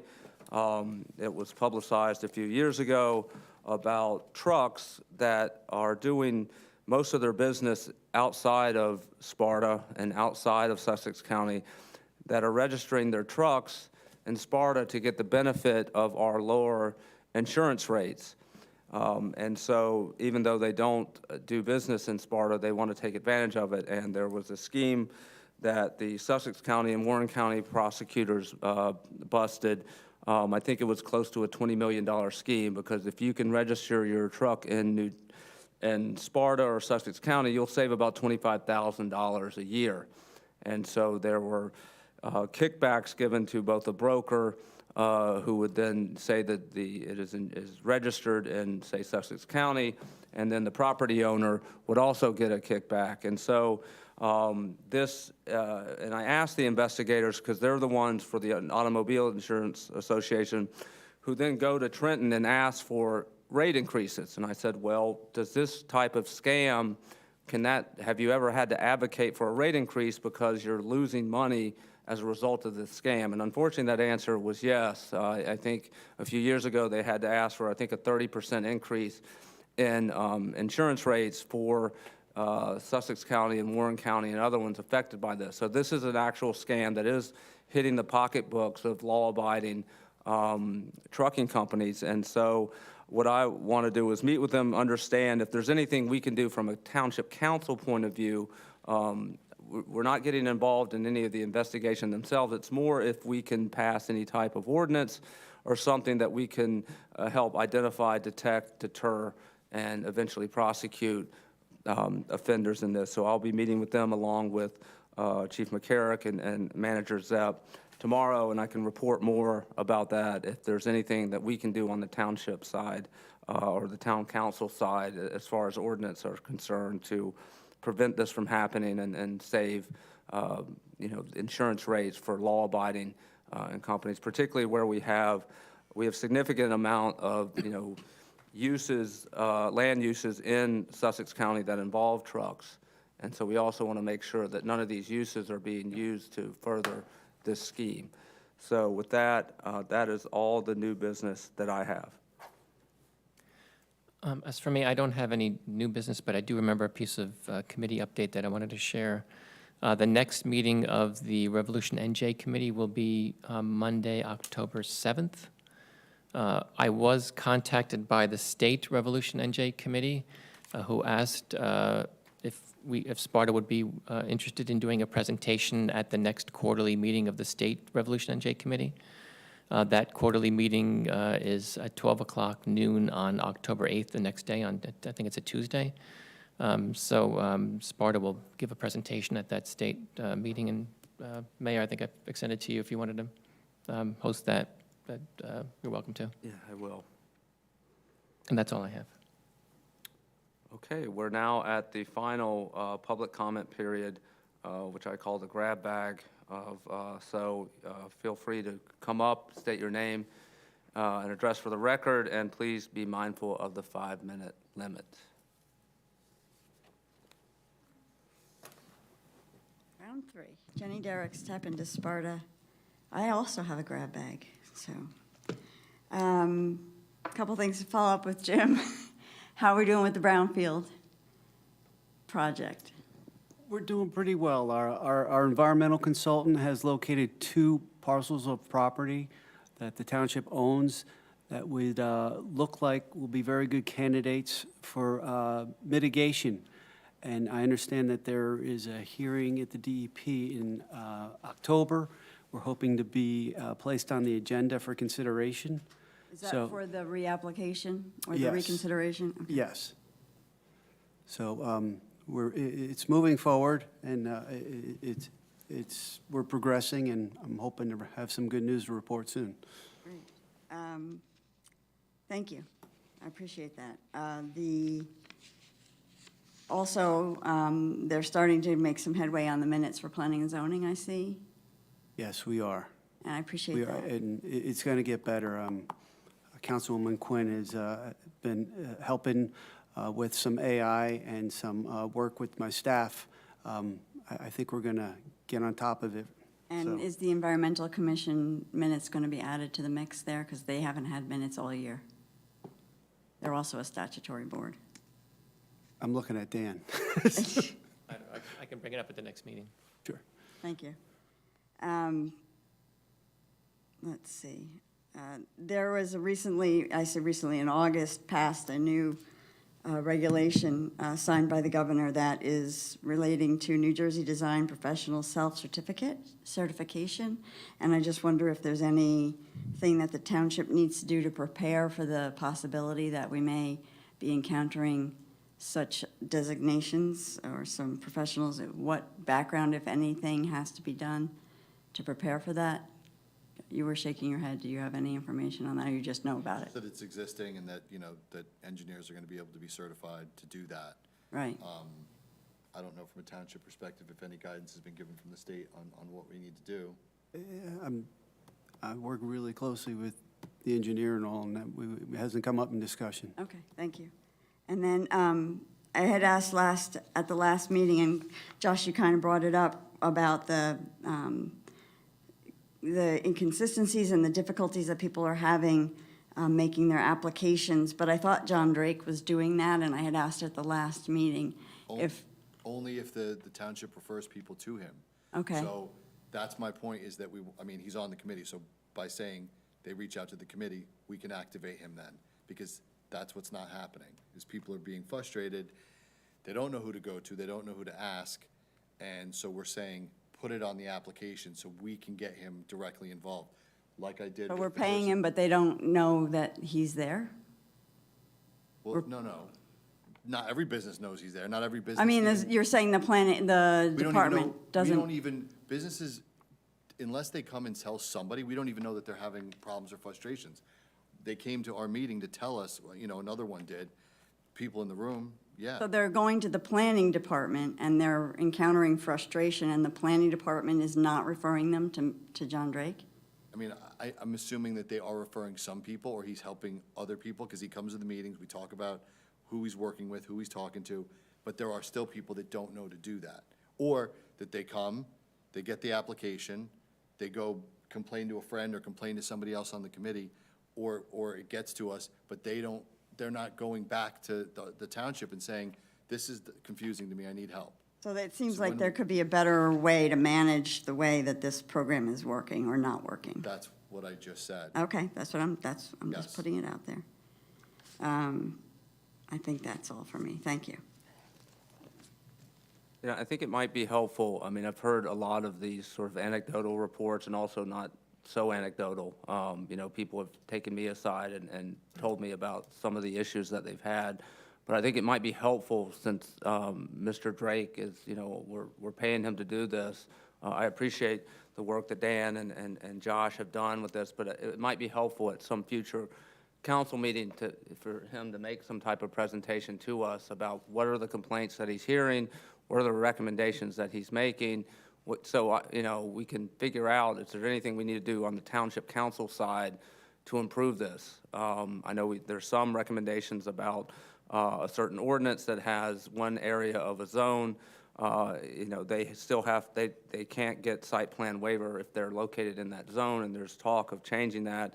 I think we have to understand what the legal rationale in the first place was for not allowing that area to have a site plan waiver. But again, I think it might be helpful for Mr. Drake to come in and talk to us about that. I know it'd help me. I don't know if it'd help anyone else, but I keep hearing this, from other people that I encounter, from Josh, from Chris, from other people in town, and I just want to get a better handle on it, and he sounds like the best person to do that. Well, I'm glad you said that, because that's actually one of the things that we talked about, was the entire committee coming, because they feel like, and I've said that I've come to, and I've reported some of this stuff, but it doesn't seem like we get a lot of things, a lot of action from it. So the whole committee, including Mr. Drake, would be happy to come to the meeting and express what they're hearing and what they are seeing, and some of the things that they feel could be done to fix it. Okay, so we'll try to put that on an upcoming agenda now that I think Dean will be back, and if we can do it as soon as 2 weeks from today, let's do it. And so we can really get to the bottom of it and air it out. Anyone else wishing to make public comment? Hi, Mark Scott, 9 Pueblo Parkway. Quick question about the township website. My wife, who works at the food pantry, was told that there would be a reference to the Sparta Food Pantry for those with food insecurities and those that need help. Where that, some more information on the Sparta website about the availability of food on Demarest Road at the Sparta Food Pantry, and she asked me to find out if that's going to be put onto the website. I'm a pretty direct access to the website. We've been working on that a lot, and there's been a lot of activity. This is the first I've heard of this, so I would just have her email me. Okay. And we can follow up on that, and we'll do that.